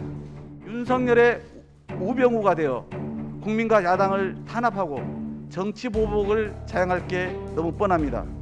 암덩어리가 되기 전에 깨끗이 도려내야 합니다. 그들이 과거에 법무부를 장악하고 굉장히 잘못된 방식으로 검찰에 압력을 가하고 했던 것, 그들의 과거에 대한 두려움이다, 이렇게 생각합니다. 윤핵관에 딱 맞는 최측근 인물이면 물론이고 검수완박을 들고 나온 민주당을 향한 선전포고로 읽힐 뿐입니다. 네, 어제는 민주당이 인사테러라고 했었던 것 같은데 오늘은 국정농단 전조다, 암덩어리다 이렇게 얘기하면서 총공세를 얘기하고 있습니다. 자, 검수완박 논란이 한동훈 법무부 장관 지명을 좀 기점으로 조금 분위기가 다르긴 합니다. 오히려 민주당에게 좀 속도를 더 부추기는 좀 그 입장에서 본다면 그런 얘기도 있고 어떻게 좀 전망하십니까? 민주당은 저는 한동훈 후보자가 지명되지 않았더라도 그대로 밀어붙였을 거라고 보고 오히려 좀 즐기는 측면도 있는 것 같습니다. 한동훈 후보자가 지명되는 걸 보고 저것 봐라, 검찰 공화국이 돼버렸다라고 하는 그런 소재로 쓰는 측면이 있고, 실제로 그렇다 보니까 검수완박에 저항하는 검사들 중에서도 왜 지금 하필 한동훈 후보자가 임명이 됐느냐, 검수완박을 저지하는 데 오히려 더 차질이 생겼다, 이런 좀 당혹스러운 여론도 있는 것 같아요. 그래서 뭐 한동훈 후보자 때문에 민주당이 더 속도를 낸다거나 뭐 이렇게 보기는 어려울 것 같은데, 다만 이제 변수가 되는 것은 저는 검수완박 자체로 놓고 보면 국민들 사이에서 여론이나 이런 것들이 이제 정파적인 걸 좀 떠나서 이것이 과연 정책적으로 타당한가 이렇게 좀 차분하게 따져볼 만한 측면들이 분명히 있다고 보는데, 문제는 이제 한동훈 후보자가 뜨게 되면서 이것이 이제 지지하는 당파에 따라서 정책에 대한 입장도 정해야 되는 이런 식으로 가게 되고, 또 50대 50으로 수렴하는 약속이나 한 듯이, 그러니까 수기의 결과가 아니라 약속이나 한 듯이 지난 대선 결과처럼 그렇게 수렴되는 그런 결과가 되지 않을까, 이런 부분들은 좀 우려가 되는 게 있습니다. 네. 지금 보면 결국 어제 패널 분께서도 인사청문회에서 어떤 질문이 좀 나올 것을 예상하십니까 질문 드렸더니 열릴지 아닐지도 모르겠다라고 말씀하셨거든요. 청문회 개최 전망과 함께 또 열린다면 통과 전망까지 여쭤본다면 어떻게 전망하십니까? 일단 뭐 어제도 아마 말씀하셨을 것 같은데 이게 뭐 통과가 되든지 말든지 어쨌든 임명 강행하면은 되는 것이기 때문에 인사청문회에 한동훈 후보자의 어떤 뭐 낙마 여부가 이제 달렸느냐, 그것도 아닌 거죠. 그래서 이제 뭐 열릴지 안 열릴지도 모르겠다 이렇게 말씀하실 수가 있을 것 같은데, 만약에 열린다면 이 두 가지, 크게 말하면 이제 두 가지 부분에서 이제 상당히 이제 흥미로운 부분들이 생길 것 같습니다. 첫 번째는 아마 한동훈 후보자의 뭐 늘 그렇듯이 여느 후보자들이 그렇듯이 신상이라든가 도덕성에 관련된 어떤 여러 가지 얘기들이 나오겠죠. 검사 시절에는 이런 부분들이 그다지 이제 뭐 쟁점이 될 만한 사람들이 아니었습니다만, 하지만 이제는 장관 후보자니까 뭐 한동훈 후보자도 여러 가지 검증의 대상이 될 수밖에 없어서 이런 부분들이 상당히 많이 다뤄질 가능성이 있다. 그런데 아직까지는 뭐 언론 보도나 이런 걸 통해서 의혹이 다뤄진 건 없어요. 그러니까 앞으로 이제 언론 보도나 또는 이제 민주당의 어떤 대응 이런 걸 지켜볼 필요가 있겠고, 두 번째로는 역시 이제 한동훈 후보자가 그동안 손을 댔던 검찰 수사들에 대한 얘기가 다 올라오겠죠. 과거에 이제 국정농단 수사부터 시작을 해서 조국 전 장관에 대한 수사, 그다음에 채널A 관련 채널A 사건 관련 여러 가지 논란들, 나아가서 이제 고발 사주 얘기까지 나올 것인데, 그리고 김건희 여사와의 어떤 관계 이런 얘기까지 다 올라올 건데, 그럼 이게 마치 이제 지금까지 과거에 본 여러 가지 장면들이 어떤 종합판을 또 이제 보는 겁니다. 인사청문회를 통해서 거의 이제 전쟁처럼, 만약에 그런 얘기 나오면 이제 전쟁처럼 치러지는 건데, 또 하나 주목할 만한 게 한동훈 이 후보자가 이 어제 뭐 이렇게 좀 언론 대응하고 이런 걸 보시면 아시겠지만 말을 잘합니다. 또 그렇기 때문에 또 이 문재인 정권의 어떤 이 추미애 법무부 장관, 박범계 법무부 장관의 피해자라고 지금 하는 자기 인식을 갖고 있는 거잖아요. 이런 여러 가지 이 검사 시절에 했던 일들에 대한 공격에 대해서 한마디도 안 질 걸로 저는 생각을 합니다. 그래서 다 막 이렇게 받아치고 공격하고 이럴 것인데, 그러면 이 인사청문회를 기점으로 해서 검찰개혁, 검찰 문제를 가지고 또 양쪽 진영으로 쭉 갈려지는 거예요. 그리고 이런 현상이 결국은 한동훈 이 후보자를 지금도 그렇습니다만 더더욱 정치적인 인물로 몰고 갈 수밖에 없는 그런 국면이 될 건데, 그래서 결국은 이제 뭐 인사청문 보고서가 통과되거나 하지 않을 가능성이 높고, 그럼에도 불구하고 윤석열 당선인은 임명 강행할 확률이 상당히 높다고 보이고, 그렇게 되면 향후 상당 기간 동안에는 우리가 이 뉴스의 주요 주제 중에 계속해서 어떤 검찰 문제라든지 이 한동훈 후보자와 관련된 법무부와 뭐 검찰 간의 관계라든지 이런 소식들을 계속 얘기하게 될 것 같아서 상당한 이제 피로감이 쌓일 수밖에 없겠구나 이런 생각을 하게 만들다는 겁니다. 그리고 그런 국면을 굳이 윤석열 당선인이 열어가지고 이런 상황을 만들었다는 거에 대해서 상당히 좀 유감스럽기도 합니다. 네. 자, 일단 검수완박 문제와 관련해서는 국민의힘 권성동 원내대표가 또 무제한 TV 토론을 제안하기도 했거든요. 이 같은 제안은 실효성이 있을까요? 지금 시점에서?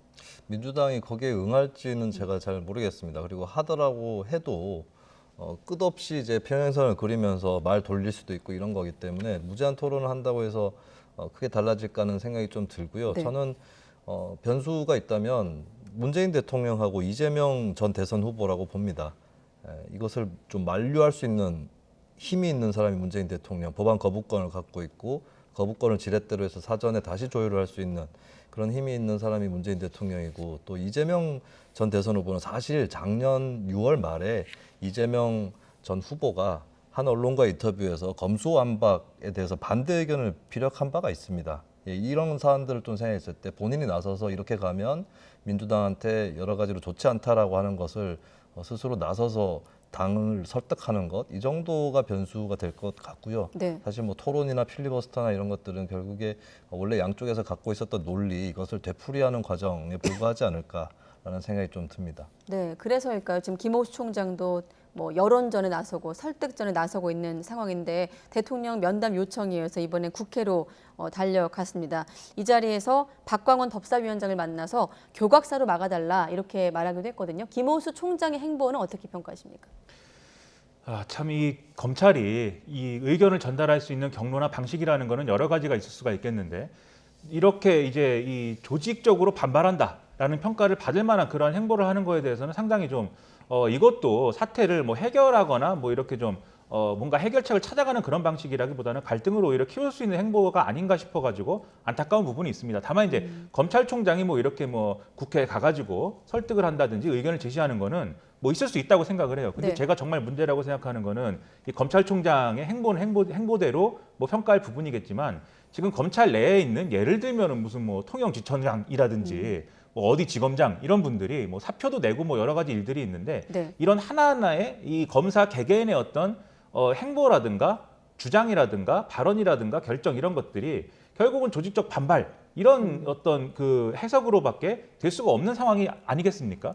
그렇게 되면 사실 이 검수완박이라는 문제가 저는 이게 성급하게 추진되고 있고 민주당이 너무 졸속적으로 추진하고 있고 현장에 주는 부담이 상당할 것이다라고 보고 있어서 네. 지금 처리할 문제 아니라고 생각하지만 검찰은 이렇게 조직적으로 반발한다라는 이 평가를 자초할 수밖에 없는 그러한 행위들을 하고 윤석열 당선인은 또 거기에 대해서 누군가는 어쨌든 이 갈등 국면에서 김을 빼주면서 설득할 수 있는 공간을 열어야 되는 건데 오히려 윤석열 당선인은 또 여기에 대해서 한동훈 후보자를 이렇게 지명을 해가지고 더더욱 서로 물러날 수 없는 폭주 기관차를 만들어서 그러니까 민주당 입장에서 보면은 윤석열 당선인도 그러고 검찰도 이렇게 나오는데 검수완박에 대해서 누가 무슨 얘기를 하든 물러서겠습니까? 네. 물러서지 않을 거예요. 문재인 대통령 입장에서 얼마나 부담이 크겠습니까? 앞서 김수민 평론가님이 거부권 행사나 이런 것의 가능성을 이제 얘기를 하셨는데 문재인 대통령 입장에서는 양쪽에서 샌드위치인 거잖아요. 민주당은 어쨌든 5월 3일 날 국무회의를 열어가지고 이 부분을 처리해 달라라고 부담을 주고 있는 것이고 네. 검찰하고 지금 국민의힘은 아니다 거부권을 행사해라라고 얘기하는 거고 있는 것이고 문재인 대통령 입장에서는 어느 쪽을 선택하더라도 검찰 개혁은 해야 되는데 그 결과로서 검찰에게 6대 범죄 수사권을 남겨두고 나머지를 경찰에서 하고 그다음에 공수처를 만들었다라고 하는 이 틀을 부정해야 하는 이러한 난감함에 빠져버린 것인데. 이러한 이제 전체적인 어떤 상황을 종합을 해보면 결국 이 상황에서 문제를 해결하기 위해서 뭔가 수를 내는 그런 사람이 하나도 없다. 그런 점에서 저는 이게 꿈인지 생신지 잘 모르겠습니다.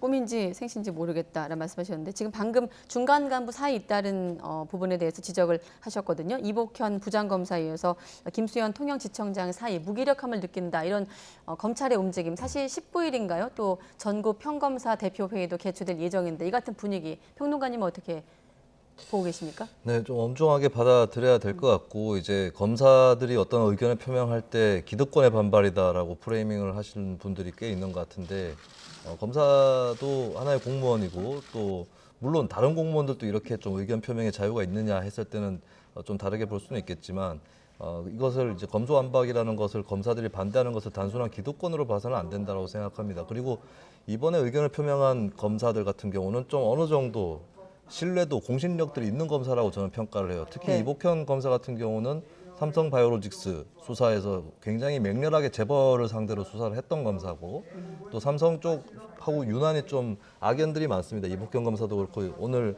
사퇴 의사를 표명한 김수현 통영지청장도 그렇고 삼성 노조 파괴 공작에 대한 수사도 했던 그런 검사들이에요. 옛날에 그런 독재 정권의 공안통 노릇을 했던 그런 검사하고는 다릅니다. 그래도 이제 강적들, 재벌들, 정치 권력 이쪽하고 맞서 싸웠던 검사들이고, 솔직히 뭐 진보적인 시민사회단체 입장에서 봐도 높게 평가할 수 있는 검사들이라고 저는 판단을 하거든요. 근데 그 검사들이 결국에 이 검사의 특수 수사라든지 이런 것들 못하게 되었을 때 유리한 것이 누구이냐, 재벌과 강자들이다라고 하는 것을 얘기를 하고 있는 거거든요. 이런 부분들에 대해서는 좀 깊게 받아들여야 된다라고 하는 것이고, 사실 또 이 검사들이 묘하게도 윤석열 당선인이나 한동훈 후보자에 대해서도 뭐 일종의 좀 촉구하는 것이 있었습니다. 그러니까 이복현 검사 같은 경우도 문재인 대통령뿐만 아니라 윤석열 당선인 또 입장을 표명해야 되고, 그리고 한 가지 더해서 상대방 쪽에서 납득할 수 있는 그런 공론장을 열어야 된다라는 것을 이복현 검사가 사실 검사 선배죠. 윤석열 당선인한테도 촉구를 했어요. 그리고 오늘 사퇴를 한 김수현 지청장 같은 경우도 한동훈 후보자에게 제발 탕평 인사를 해달라. 법무부 장관이 검찰 인사권을 갖고 있기 때문에 한쪽으로 쏠리는 일이 벌어져서 또다시 검찰 조직 안에서 그런 라인이 그어지고 갈라져서는 안 된다라고 하는 그런 굉장히 국민들 입장에서 봐도 굉장히 바람직하고 원칙적인 그런 입장들을 피력하면서 검찰을 떠나가고 있단 말이죠. 이런 것들을 좀 가볍게 여겨서는 안 된다라고 하는 거 좀 말씀을 드리겠습니다. 네, 시간이 다 됐지만 요 얘기까지만 하고 마무리 짓겠습니다. 앞서 평론가님이 묘수라는 표현을 하셨는데, 자, 어떻게 보면 지금 국회 안에서 필리버스터 열쇠를 쥐고 있는 정의당의 존재감이 좀 최근에 부각되고 있는데 이런 제안을 했거든요. 보여주시죠. 그러니까 정치권 안에서 정의당이 처음으로 철회를 요구한 건데, 민주당을 향해서는 검수완박 4월 국회 강행을 유보해라, 또 당선인 향해서는 지명을 철회해라, 이런 제안 어떻게 보십니까? 저는 원론적으로 저 이제 입장이 가장 합리적인 입장이라고는 생각을 합니다. 그런데 정의당이 민주당하고 가까웠을 때는 저런 이제 원론적인 입장이나 이런 것들이 힘을 실제로 가질 수가 있었습니다. 근데 지금 민주당하고 멀어진 상황 아니겠습니까? 그랬더니 저것은 이제 어쨌든 원론적으로 맞는 입장이다라고 할지라도 현실적으로 힘을 가지기 어려울 거라고 보고요. 저 두 가지 입장, 윤석열 당선인이 한동훈 후보자를 지명 철회할 것이냐, 저는 그럴 일 없다고 생각하고요. 또 민주당의 검수완박에 대해서 4월 국회 강행을 유보할 것이냐, 전혀 그럴 일이 없다고 생각해서 좀 허무한 결론으로 다 치닫는 그러한 입장 표명이 될 수밖에 없는 상황이 됐다. 저는 그렇게 생각이 좀 들었습니다. 네, 정치역학이나 국회 의석 구조에서 정의당이 무엇을 얘기한다고 해서 그것으로 결정될 가능성이 굉장히 낮죠. 지난 국회에서는 캐스팅 보트를 어느 정도 치고 있었지만, 근데 이제 정의당 입장에서는 원칙을 얘기하는 것, 여기서 다시 출발을 할 수밖에 없다고 판단을 했을 것이고, 그리고 정의당이 추구하고 있는 선거제도 개혁 이런 부분들이 용두사미가 또다시 되어버린 상황이기 때문에 지난번에 패스트트랙 때의 악몽이라든지 이런 것들을 돌아봤을 때 친민주당 행보를 할 가능성은 상당히 낮다라고 보여집니다. 네, 아까 여 대표가 열쇠를 들고 있었는데 정말 열쇠가 될지 어떨지 한번 추이를 지켜보겠습니다. 김민아 시사평론가, 김수민 시사평론가 두 분과 함께했습니다. 고맙습니다.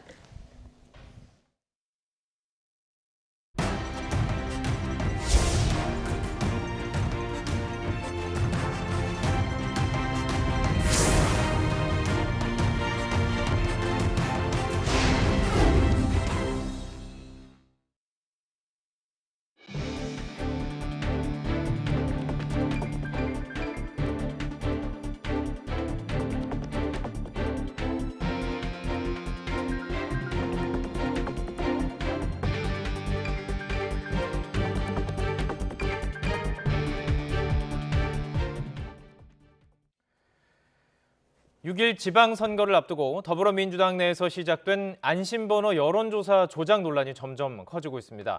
일부 지역에서는 여론조사 응답률이 50%를 넘는 등 이상 징후가 포착됐습니다. 김민성 기자의 보도입니다. 전라북도 의회에서 열린 지방선거 예비 후보들의 기자회견.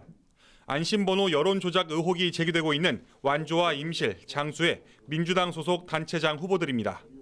이들은 구체적인 조작 관련 제보를 받고 있다며 선거관리위원회에 수사를 의뢰했습니다. 휴대폰을 악용한 여론 조작이 사실일 경우 이는 민주주의 근간과 정당의 존립 자체를 흔드는 이동통신사가 여론조사에 사용할 안심번호를 추출할 때 구조적인 허점이 있다는 주장입니다. 실제 거주지가 아닌 요금 청구지를 기준으로 안심번호를 추출하기 때문에 특정 지역으로 요금 청구지만 옮겨놓으면 아무나 여론조사에 참여해 여론 조작도 가능하다는 이야기입니다. 예비 후보들은 더불어민주당의 경선 방식을 바꿔달라고 촉구했습니다. 지방선거가 참담한 결과로 낳지 않기를 간곡히 더불어민주당에도 이런 가운데 이들 후보가 출마한 곳의 여론조사에서 의심스러운 정황이 포착되고 있습니다. 지역 언론사 4곳이 여론조사기관에 의뢰해 안심번호 100%로 실시한 장수군 여론조사입니다. 응답률이 54.3%, 2명 중 1명 이상이 여론조사에 응한 셈입니다. 앞서 같은 방식으로 진행된 또 다른 여론조사에서도 장수군의 응답률은 41.8%로 나타났습니다. 전문가들은 보기 드문 현상이라고 지적합니다. 안심번호를 사용하더라도 50% 이상의 응답률이 나온 것은 정상적이거나 일반적인 경우는 아닐 수도 있어서 어떤 사유가 있는지 군 단위처럼 인구수가 적은 지역에서는 그 효과도 클 것이기에 집중적인 요금 청구지 이전이 의심된다면 모니터링 대상으로 두고 경찰은 관련자를 불러 조사하고 자료를 확보하는 등 수사에 착수했습니다. 지방선거가 얼마 남지 않은 만큼 신속하게 관련 의혹을 규명하겠다는 입장입니다. 안심번호 여론조사의 맹점을 선거가 코앞인 지금도 누군가 악용할 수 있다는 게 가장 심각한 문제입니다. 사건의 진상규명이 시급한 가운데 경찰이 어떤 결과물을 언제쯤 내놓을지 지역 정가에 이목이 쏠리고 있습니다. YTN 김민성입니다. 윤석열 당선인의 최측근인 한동훈 법무부 장관 후보자 지명을 놓고 검찰 안팎에서도 기대보다는 우려의 목소리가 큽니다. 검찰 인사를 통해서 정권의 검찰 장악력이 더 강화될 수밖에 없다는 것인데 한 후보자는 내일부터 인사청문 준비에 본격 돌입합니다. 손효정 기자입니다. 더불어민주당의 검찰 수사권 폐지 추진에 반발하며 현직 검사로선 두 번째로 사의를 표한 김수현 창원지검 통영지청장. 검찰 내부망에 올린 사직 인사 끝머리에 법무부 장관 후보자로 전격 지명된 한동훈 검사장을 향한 뼈있는 말도 남겼습니다. 지난 정권에서 피해를 입었기 때문에 명예회복이 필요하다는 이유로 이른바 윤핵관에 편중된 인사를 하면 안 된다며 내부 분열이 생기지 않도록 합리적인 형평 인사를 요구했습니다. 물론 한 후보자의 깜짝 발탁 이후 검찰 내부에선 기대의 목소리도 있습니다. 특별수사와 기획을 아우르는 한 후보자의 경험을 고려하면 능력은 검증됐다며 김호수 총장보다 7기수나 후배지만 일선 수사와 거리가 먼 장관 자리라 기수 역전의 파장이 덜할 거란 의견입니다.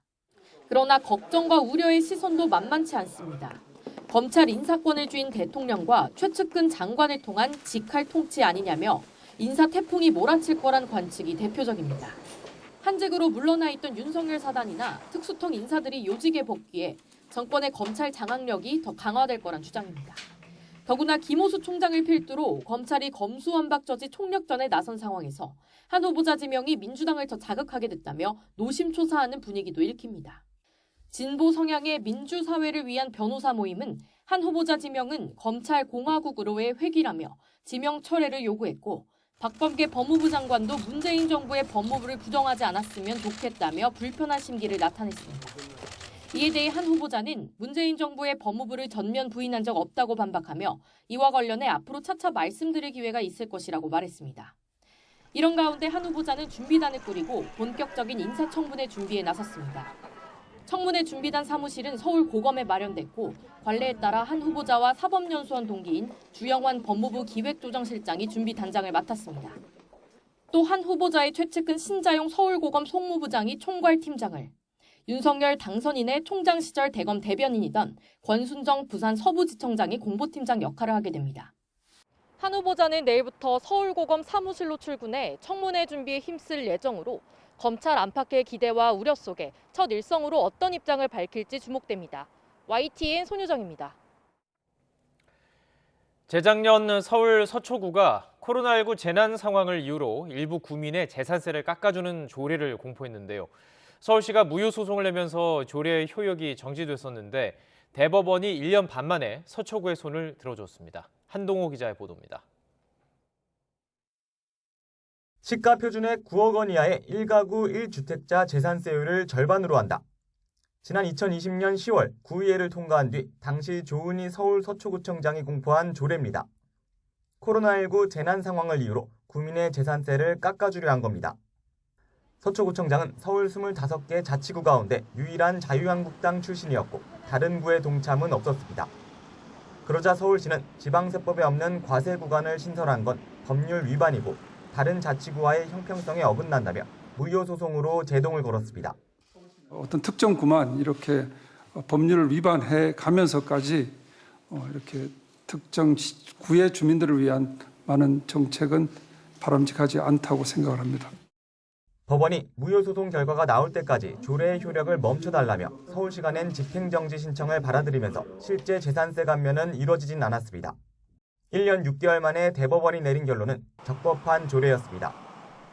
재판부는 주택 공시가격 현실화에 따른 재산세 급증 사정이 고려된 것이라고 해도 코로나19 확산이라는 재해 상황에서 민간의 경제력 어려움을 해소하기 위해 제정된 이상 요건을 갖췄다고 판단했습니다.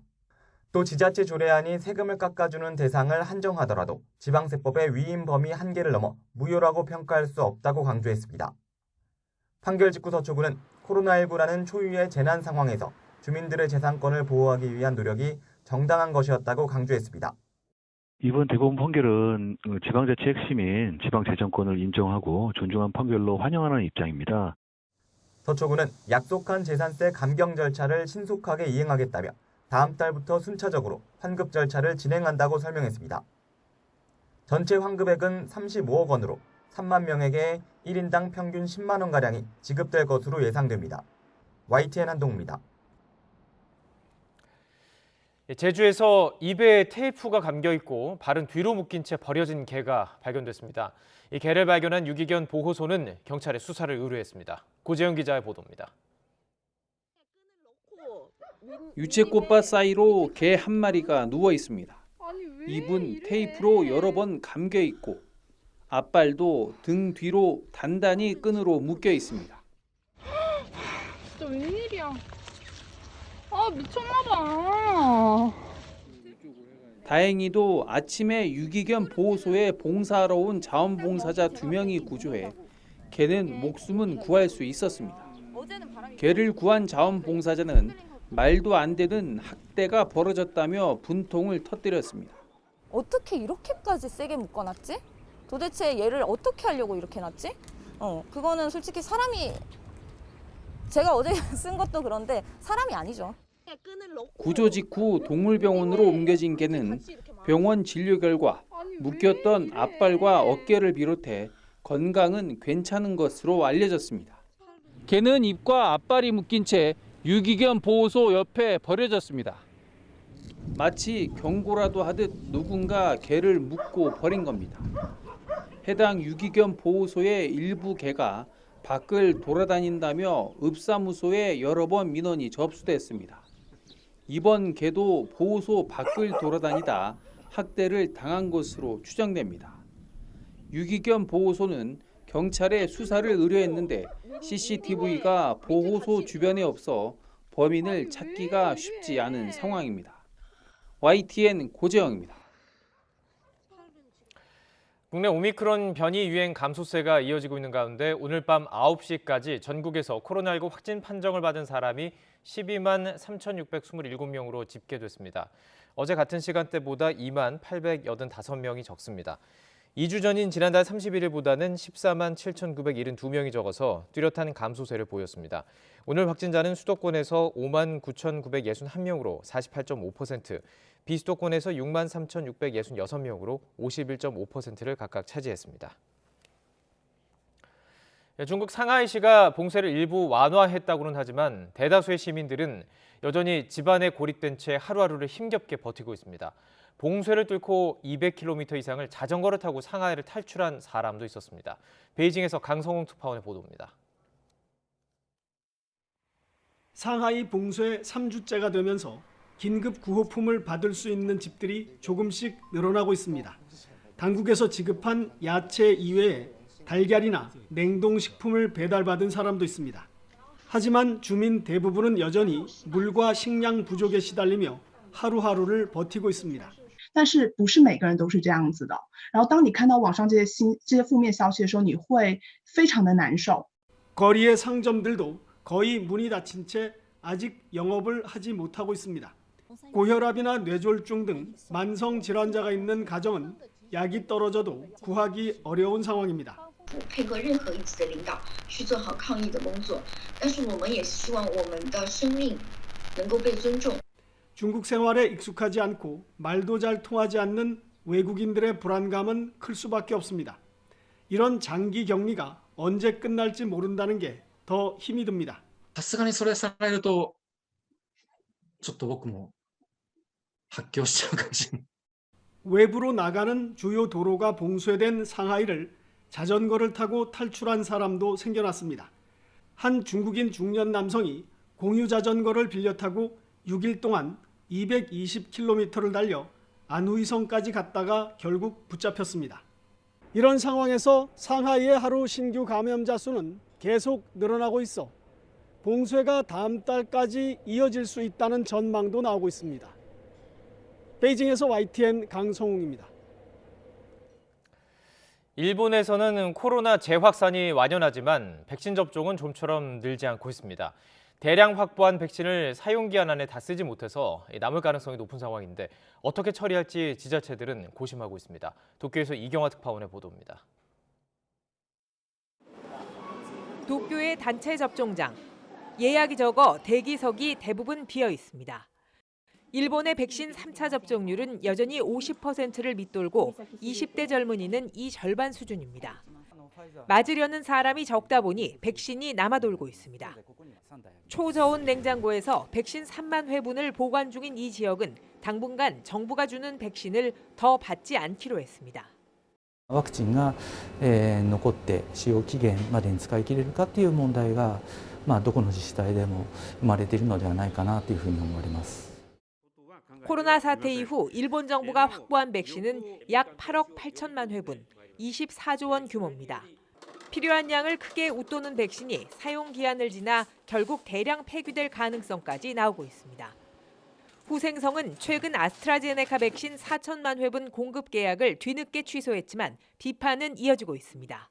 4億 8,000万回必要だとしてもあとなんで4億回以上必要なんですかどうしてこんな量必要なのか分かりやすく説明していただきたいと思います. 전국적으로 재확산세가 뚜렷해지면서 일본 정부는 백신 접종의 중요성을 강조하고 있습니다. 전염력 높은 XE 변이까지 확인됐는데 이달 말 연중 최대 연휴를 거쳐 감염 폭발로 이어질 수 있다는 우려 때문입니다. これが都市部では高止まり、地方部では上昇というようなことがあって感染が拡大するしてもおかしくない背景がここにあるわけですよね. 일본 정부는 백신 접종 증명서가 있으면 입장료를 할인해 주는 등 젊은이들의 접종을 늘릴 대책을 곧 시행할 방침입니다. 도쿄에서 YTN 이경아입니다. 권영세 통일부 장관 내정자가 지난 2020년 논란 속에 통과한 대북전단 살포금지법에 대해서 헌법적 관점에서 문제가 있다고 평가했습니다. 기존의 부정적인 입장을 재확인한 것인데 새 정부 출범 이후 이 법에 대한 변화가 있을지 주목됩니다. 조수연 기자가 보도합니다. 대북전단 금지법은 군사분계선 일대에서 전단을 살포하거나 대북 확성기 방송 등을 할 경우 징역형 또는 벌금을 부과하는 법입니다. 지난 2020년 12월 논란 속에 국회를 통과했습니다. 하지만 접경지대 주민의 생명보호가 우선이라는 주장과 표현의 자유를 침해한다는 주장이 충돌하며 당시 극심한 남남 갈등을 겪기도 했습니다. 첫 출근길에 나선 권영세 통일부 장관 후보자는 대북전단 금지법에 대해 반대 입장을 내비쳤습니다. 대북전단 금지법이 북한 사회와 북한 동포들을 배관시한 것이라며 폐지를 주장했던 기존 입장을 다시 확인한 겁니다. 기본적으로 모든 어떤 자유주의적인 관점에서 바라봐야 된다고 생각을 하고 그런 부분을 법으로 이 규제하는 것은 그건 어떤 통일부의 관점이 아니라 그거는 헌법적인 관점에서 좀 문제가 있지 않나 이렇게 생각을 해서 그 당시 반대를 했습니다. 대북전단은 북한이 강하게 반발하며 한때 남북 간 군사적 충돌을 불러오기도 했습니다. 그런 만큼 권영세 후보자가 장관직에 오를 경우 다시 이 법을 유지할지 여부에 관심이 쏠릴 전망입니다. 이런 가운데 권 후보자는 문재인 정권의 대북 정책인 한반도 평화 프로세스에 대해선 좋은 요소가 있다면 채택하고 받아들이기 불편한 부분이 있다면 놓고 갈 것이라고 밝혔습니다. 또 북한의 도발이 계속되는 상황에서 남북관계 정상화가 어려운 상황이지만 대화의 모멘텀을 만들기 위해 노력하겠다고 강조했습니다. YTN 조수연입니다. 오늘 낮 1시 10분쯤 경기도 안성시 공도 평택 제천고속도로에서 화물차 넉 대와 승용차 석 대 등 모두 7대가 잇따라 추돌하는 사고가 일어났습니다. 이 사고로 화물차에 타고 있던 남성 운전자 1명이 크게 다쳐서 병원으로 옮겨졌지만 숨졌습니다. 또 사고 여파로 평택 제천고속도로 음성 방향 차량 통행이 20분 정도 정체를 빚었습니다. 오늘 낮 1시 반쯤에는 서울 송파구 방이동에 있는 한 식당 안으로 SUV 차량이 돌진했습니다. 영업 개시 전 내부에 사람이 없을 때라 다행히 다친 사람은 없었지만 가게 유리창과 탁자 등이 파손됐습니다. 운전자는 사고 직후 소방 관계자에게 아내와 식사를 하러 와서 주차하려다 실수로 사고를 냈다는 취지로 말한 것으로 파악됐습니다. 술에 취해서 운전을 하다 단속을 피해 경찰을 치고 달아난 20대가 붙잡혔습니다. 경남 진주경찰서에 따르면 20대 운전자 A씨는 어젯밤 11시 20분쯤 경남 진주시 KT 사거리 인근 도로에서 음주 단속에 불응하고 백미러로 경찰관을 친 뒤 달아났습니다. 이후 뒤쫓던 경찰이 진로를 차단하자 경찰차를 들이받고 도주를 이어갔고 이 과정에서 차에 타고 있던 경찰 2명이 다쳤습니다. A씨는 15km를 더 달아난 뒤 차량이 파손돼 결국 멈췄고 경찰에 검거됐습니다. 경찰은 A씨의 혈중 알코올 농도가 면허 취소 수준이었다며 경찰관 3명은 모두 경상이라고 밝혔습니다.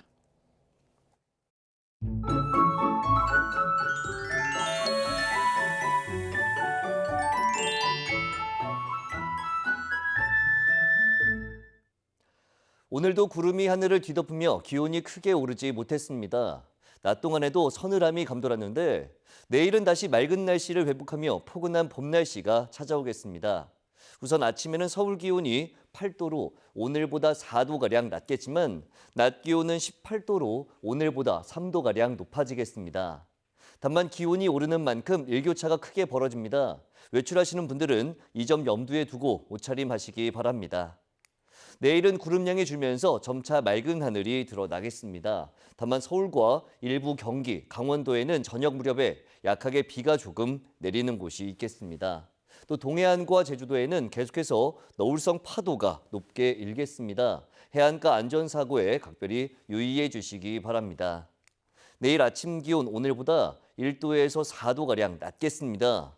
서울 8도, 대전 7도, 광주 11도, 부산 9도로 예상됩니다. 낮 기온은 오늘보다 3도에서 7도가량 높겠습니다. 서울 18도, 대전 19도, 광주 21도, 대구 20도로 예상됩니다. 이번 주말에도 대체로 맑은 가운데 포근한 봄 날씨가 계속될 전망입니다. 날씨 정보였습니다. 이상으로 YTN 뉴스나이트 마치겠습니다. 함께해 주신 여러분 고맙습니다.